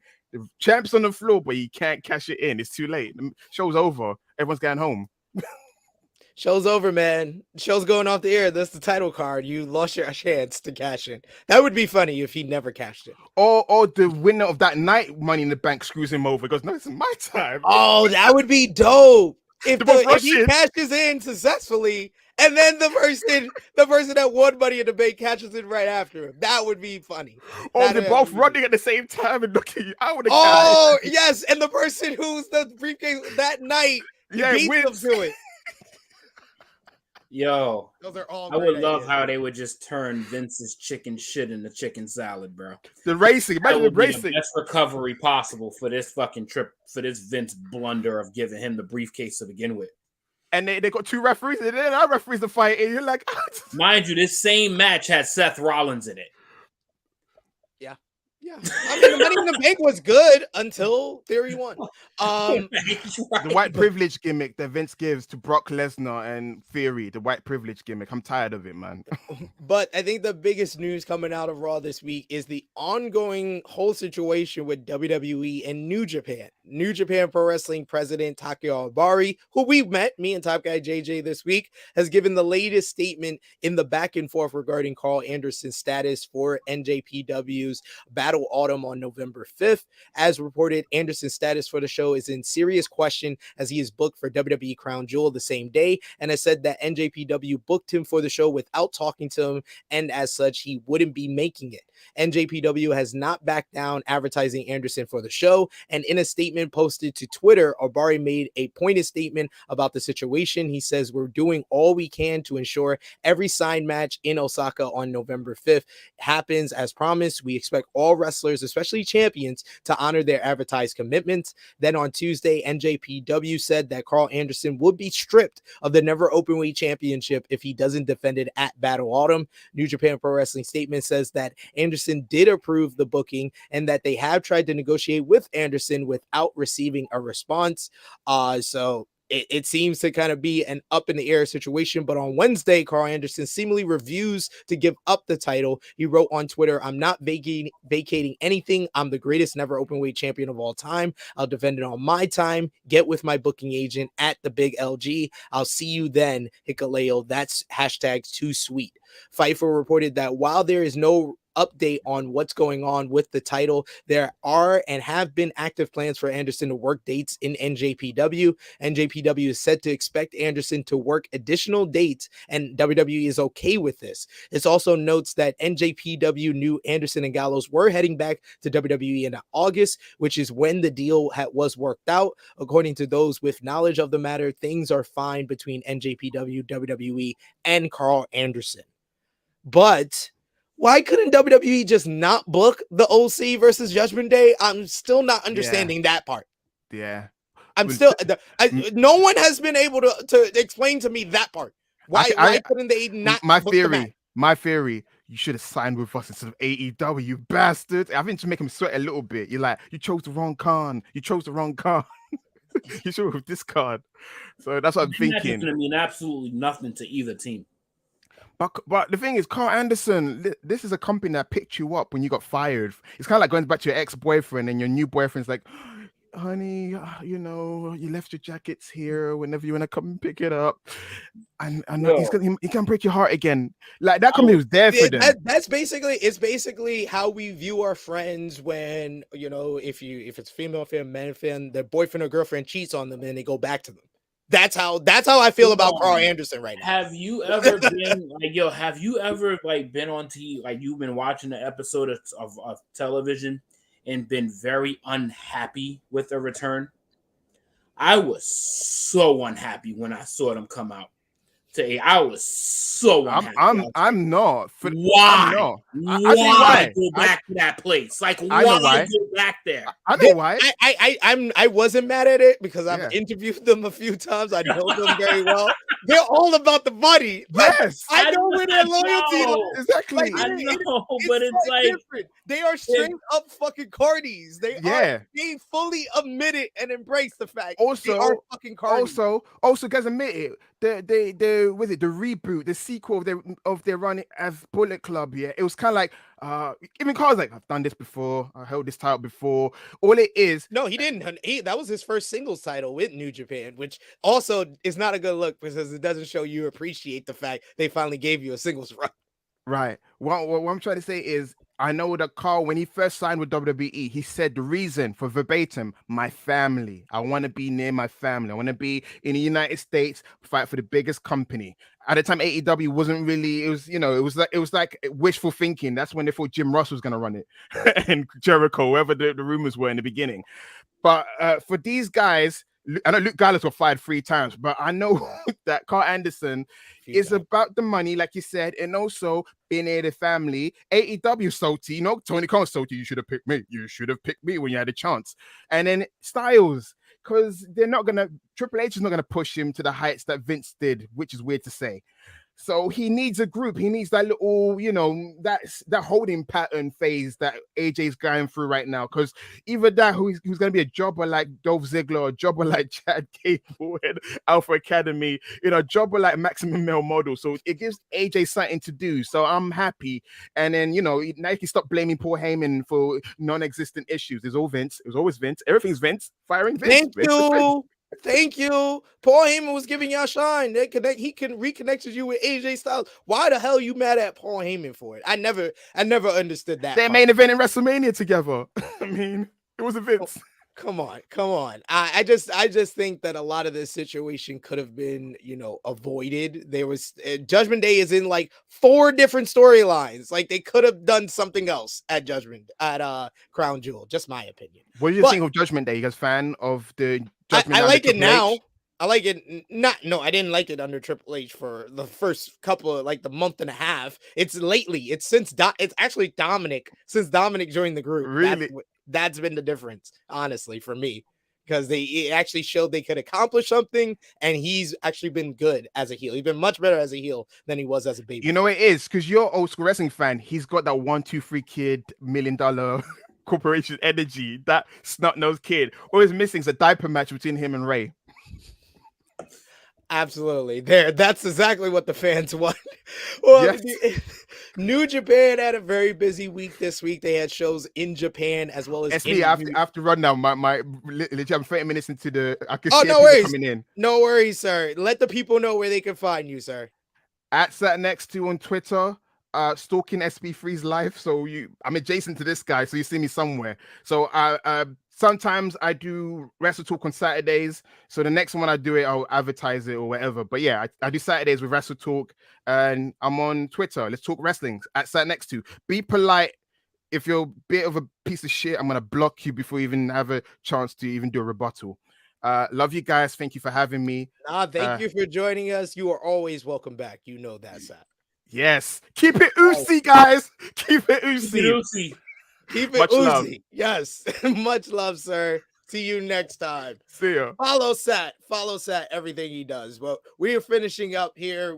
New Japan had a few shows this week. They had a few shows in Japan. The Battle Autumn tour continued with the World TV title tournament. Toru Yano defeated Great Okan on October 26th, as well as Ren Narita pulled off an upset over Tomohiro Ishii on the 26th. You also had Zack Sabre Jr. defeat David Finlay on the 27th, and Evil defeated Yoshihashi Ishii. Now Sonata will versus Kenta in the quarterfinals. Toriano versus Ren Narita, and Zack Sabre Jr. versus Evil will be those semifinals as well. So some interesting stuff going on in the TV title tournament on the Japan side. In New York, me and Top Guy JJ were there for the night before the Rumble on 44th Street, which had a surprise appearance from none other than Jon Moxley teaming up with Eddie Kingston, Homicide, Amazing Red, Yo, and Kazuko Okada to beat Team Filthy and the Bullet Club in a 6-on-6 elimination main event. You also had Rumble on 44th Street last night. Our producer Baby Seth was there.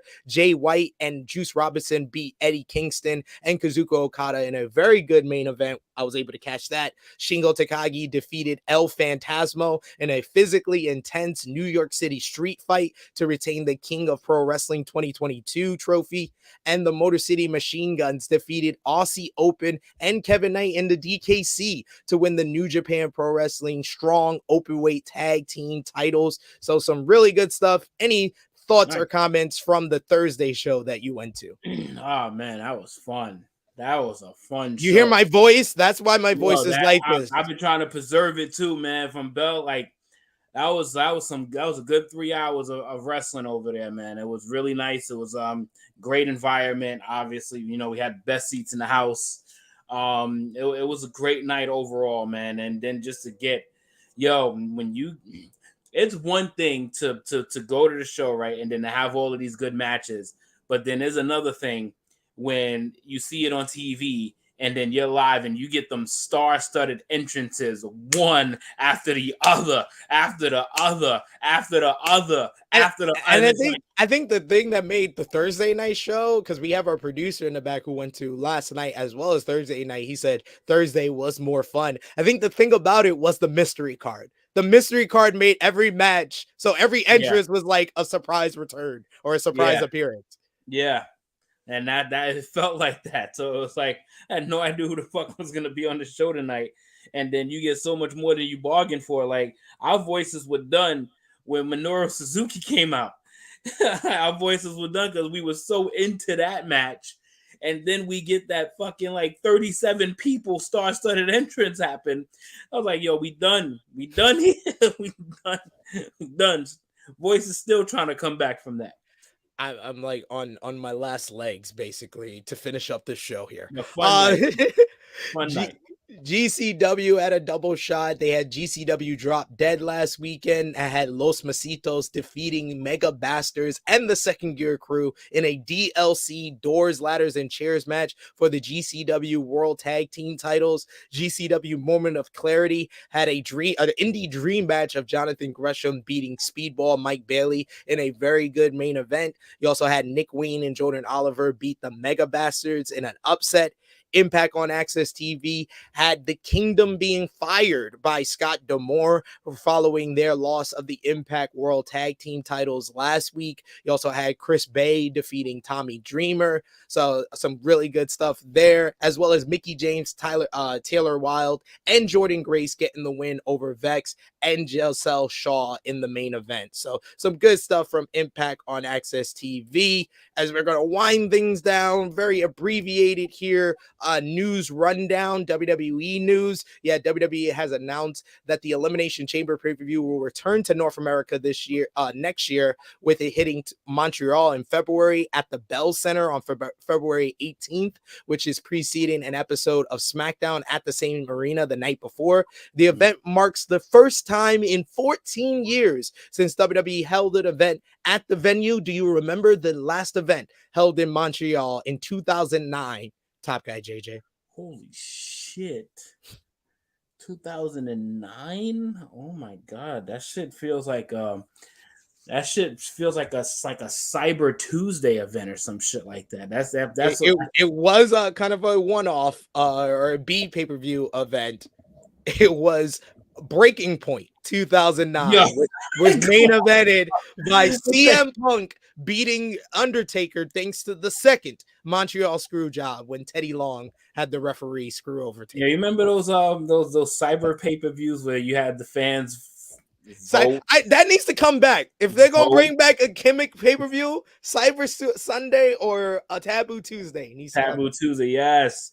Like, but vote, yeah, I'm not. Yeah, I still don't believe the vote, but it was cool to see. Quote unquote vote. A Yeah. new report has some details on when we'll get the first Saudi pay-per-view of 2023, since it won't be Elimination Chamber. The usual Saudi pay-per-view event will not take place in February. Instead, it will be in spring, with a date not yet confirmed. WWE currently has the following pay-per-views locked in for next year: Royal Rumble on January 28th in San Antonio, Elimination Chamber on February 18th in Montreal, and WrestleMania 39 nights 1 and 2 on April 1st and 2nd in Inglewood, California. So Is it like official? I just see a commercial of WrestleMania 40 being right over here in Philly. Yeah, like, yo, that might be some plans, man. Lincoln Financial Field, we might have to book a ticket and be out. And we could come back the same night. So that's the good part. That's the good part. That's the good part. That's what I'm here for. I'm here for WrestleManias and big WWE events near me. So it's convenient for me to get back home. Exactly. AEW news, only a short one. Another signing from them this week, or made official. They officially signed, according to Fightful Select, Josh Woods, who has been added to the AEW roster page. He signed a multi-year full-time contract with the company, taking him off of free agency. He previously worked for NXT in 2016 before getting released, and he spent several years in ROH, where he became ROH Pure Champion. He lost the title to Wheeler Yuta at Supercard of Honor, and he is currently paired with Tony Nese in the Varsity Athletes, with Smart Mark Sterling as his manager. New Japan Pro Wrestling news, FTR will be competing at New Japan Pro Wrestling Battle Autumn on November 5th. The IWGP Tag Team Champions appeared in a new video posted by NJPW announcing that they will be competing. You lose a WWE star, you get an AEW star. Makes sense. It's not yet 100% clear if they'll defend the titles, though. Kairi will face Mayu Atani to decide the inaugural IWGP Women's Champion after both women qualified for the finals. Kairi defeated Alpha Female, aka Jassy Gabbert, as well, while Atani beat Utami Hayashita at the October 23rd Stardom Goddess of Stardom Tag League Night 1. Some really good matches. If you like Joshi wrestling, I watched these. These are really good. Go out of your way to watch both of them. These are two talented women. Going to be a great match. I need to see a little bit more about this Kairi chick, yo, because I need to see more about her. I need to see some links because she was a number one wrestler in the PWI 150. Oh, you're talking about Shuri? Shuri, yeah, Shuri, and then there's Kairi. Yes, so Shuri was number one. I was like, holy shit! I need to see this. I need to see more of this. She's the one that the Hayashita was the one that Shuri broke the Meltzer scale. They became the first woman to get 5.5 stars in the Wrestling Observer newsletter last year. Wow. Yeah. So yeah, that's our last bit of New Japan news. Kind of segue with Stardom here. Pro Wrestling Illustrated released their PWI Women's 150 with Shuri being number 1. Bianca Belair was number 2. Shuri went up from number 7 last year all the way to number 1. She won the 5-star Grand Prix tournament in Stardom, their most prestigious tournament. Then beat Utami Hayashita for their top prize in the promotion and has been champion ever since then. Number 2, Bianca Belair, the Raw Women's Champion. Thunder Rosa was number 3. Becky Lynch, number 4. Jade Cargill, number 5. Jordan Grace, number 6. Saye Kamatani from Stardom, it was number 7. Charlotte Flair, number 8. Starlight Kid from Stardom, number 9. And number 10, Taya Valkyrie. The rest of the top 20 is there on screen. Any issues with the top 10 or top 20 there? Can't really like Liv Morgan is in the top 20. Liv Morgan is. She was the biggest jump. I think she was like in the 50s or the 40s last year and went up to the top 20. Top 20, and Jade motherfucking Cargill is in the top 5. Like, holy shit! This has only been a year later. Like that's sick. That's sick. Good stuff. Yeah, I'm happy Jade was in there. Could have even been higher for sure. And I think I know there was some people that kind of said, "Oh, I don't know why Thunder Rosa is ahead of Becky Lynch." You're literally only judging Becky Lynch on WWE and Thunder Rosa on AEW. You do have to realize Thunder Rosa owns her own promotion. She's worked for multiple independent promotions, had a fantastic, one of the best women's matches on independent wrestling with Athena in February that went to a 30-minute time limit draw. She is not just limited to the minimum amount of time she gets on AEW. That platform helps her get up to the third spot because she has the second biggest promotion platform, but that's not all they are judging her on. They're judging her on her whole full year of the criteria, which does include her independent work. So that's why she deserves to be higher than Becky Lynch, in my opinion. The fact that you had to give a long-winded explanation on that just lets people know that they have no idea what the fuck they're talking about. Because Thunder Rosa is like, you put her even number 2. I'm not arguing her. Not arguing it at all. So it's like, shut up. Shut up. Like, provide facts if you wanna argue with where somebody's ranked at. I think the biggest omission everybody was saying in the top 10 was Mandy Rhodes due to the year-long reign as NXT Women's Champion. But that's only one part of the criteria is kayfabe accomplishments. In that, they also, qualify for in-ring work. And in that 1 year, Mandy Rose had 0 memorable matches. So she's fairly out of the top. Yeah, just like, let me know what that match was. Let me know what that Fire Mandy Rose match was that anybody's ever talked about on any wrestling channel. Be like, yo, did you see that Mandy Rose match? Not never. They criteria is a part of in-ring work and quality of your competition. So if you're in the third brand of WWE, I don't think you have the quality of competition. I mean, we're talking about those outfits though. She be wearing some fire outfits. If it's about looks, she definitely would be in the top 10. She'd probably be in the top 3 if it was looks. GCW and DDT Pro Wrestling are set to have a joint event during WrestleMania weekend. GCW versus DDT is on March 31st, 2023, a part of the Collective in Hollywood, California. DDT will also hold their own show called DDT Goes Hollywood. Major League Wrestling announced that Trish Adora will be challenging for Taya Valkyrie's women's featherweight champion at MLW Fightland, which is tomorrow night in Philadelphia. And GCW Hit 'em Up is this weekend with a card of Blake Christian versus Flip Gordon. You got Taya Valkyrie on that card as well versus Ali Catch. Yamada's versus Jordan Oliver. Speedball Mike Bailey versus Willie Mack. I want to see that one for sure. Steel cage match. It's going to be Starboy Charlie and Joey Janela versus South Pacific Savages, Juicy Finau and Jacob Fatu. GCW World Tag Team titles. It's going to be Los Masitos versus Wolf Zaddies. And GCW World Championship, Nick Gage will make his first defense against Leo Rush. So some good wrestling tonight for GCW. So you need some wrestling to watch? You'll watch it. You'll watch it. We got Bell with a question saying Blair Davenport and Mako Satomura. Yes, she did face them at the end of the criteria. But if that literally is the only 2 people she's versed of a high volume of competition the entire year, sorry. Yes. It doesn't compete with, the other people in that top 10 and the level of competition they faced. This is overall 12 months. No disrespect to Blair and Mako, though. No disrespect at all. And our producer noting that Leo Rush also returned to New Japan last night at Rumble on 44th Street. Thank you for that, producer.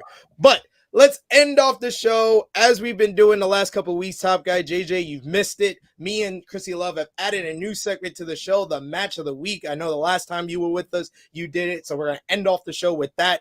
All the wrestling that we talked about from this week: Dynamite, Rampage, WWE Smackdown, Raw, NXT Halloween Havoc, GCW, New Japan, Impact.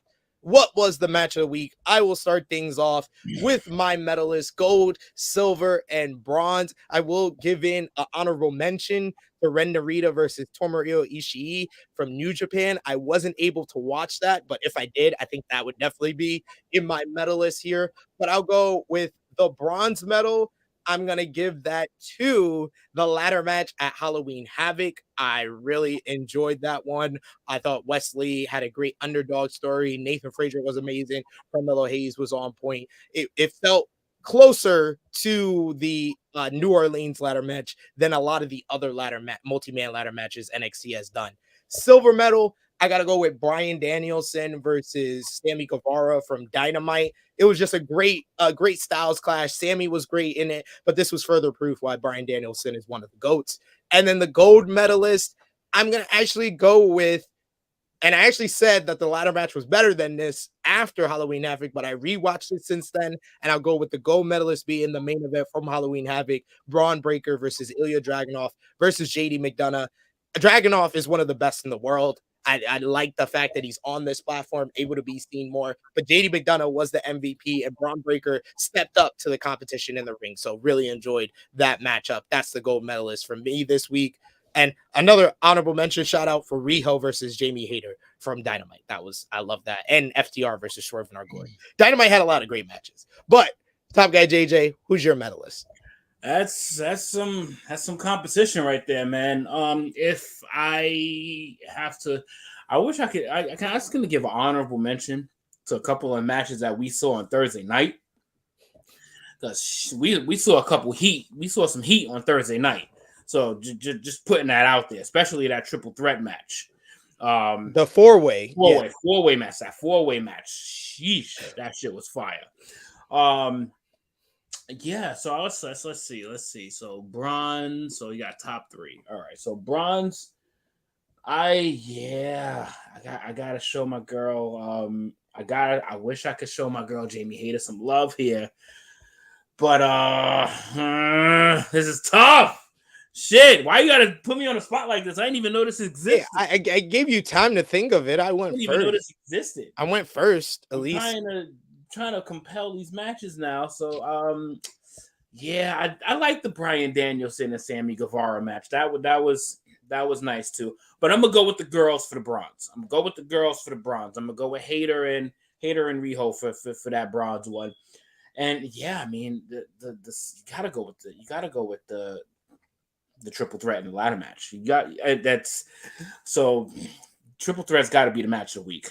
It's got to be the match of the week, and then the ladder match, like, it's got to be a close second.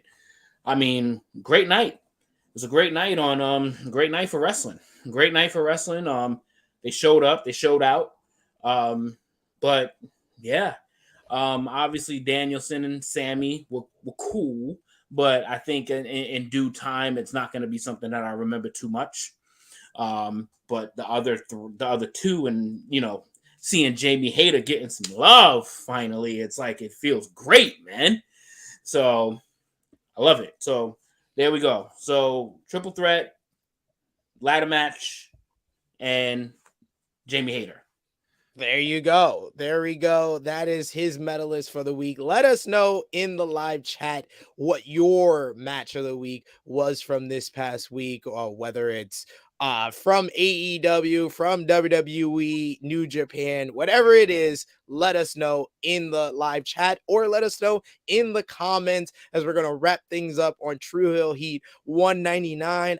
Programming note, we should know next Saturday we won't be here for Tru Heel Heat, as WWE Crown Jewel will be starting with their pre-show at 11 a.m. The main show starting at 12 p.m. So we won't be here live next Saturday, but we will be here on Saturday, November 12th for Tru Heel Heat 200. We're the beast incarnate of Tru Heel Heat. Top Guy JJ will be there. We got Miss Chrissy Love will be there. We'll have a bunch of the people from Tru Heel Heat here. We'll have a special guest that we'll announce on social media as well. How excited are you for Tru Heel Heat 200 in 2 weeks? What the fuck happened to time? Like, yo, we were just saying salute to 100. We were. And the next thing you know, like, a part of the intro package is from Tru Heel Heat 100. Yeah. And here we go, 100 episodes later. Sheesh. But yo, this is crazy that we got a group of people that follows us week to week. We got ourselves a loyal crew over here. We got a bunch of hardworking motherfuckers in the back, and then around all the boroughs that gets together and getting to see, obviously us being successful in the real world, and then also coming onto your screens and whether it's your phone, your laptop, or your YouTube TV, and just seeing us kick the shits here, man. This shit has been nothing short of fucking phenomenal for, I think, everybody involved. So seeing 200, bravo to us. Like, bravo to us. Bravo to you guys for keeping us alive. And it's been fire. It's been fire. Yes, I'm very excited for that. Tru Heel Heat 200, 2 weeks from today. Don't worry, though. We'll have plenty of content next week. We got Crown Jewel preview. Me and J News will be doing a preview for NJPW Battle Autumn. You got the Crown Jewel watch along next Saturday in this spot. So you'll be watching the show with Romeo and the gang next Saturday at this time. So we'll still be here with plenty of content, but the flagship show will be back on Saturday, November 12th. Top Guy JJ, let the people know where they can find you on social media, sir. On Instagram and Twitch, you can find me at Tru Heel _ Top Guy JJ.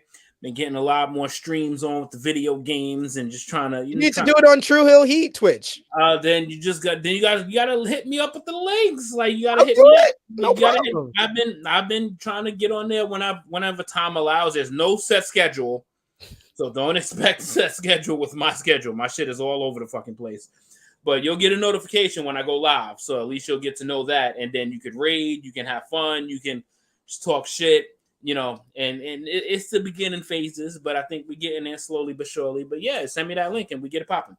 And on here, of course, whenever my schedule allows me, and then I can, reincarnate myself and pop up on your live televisions.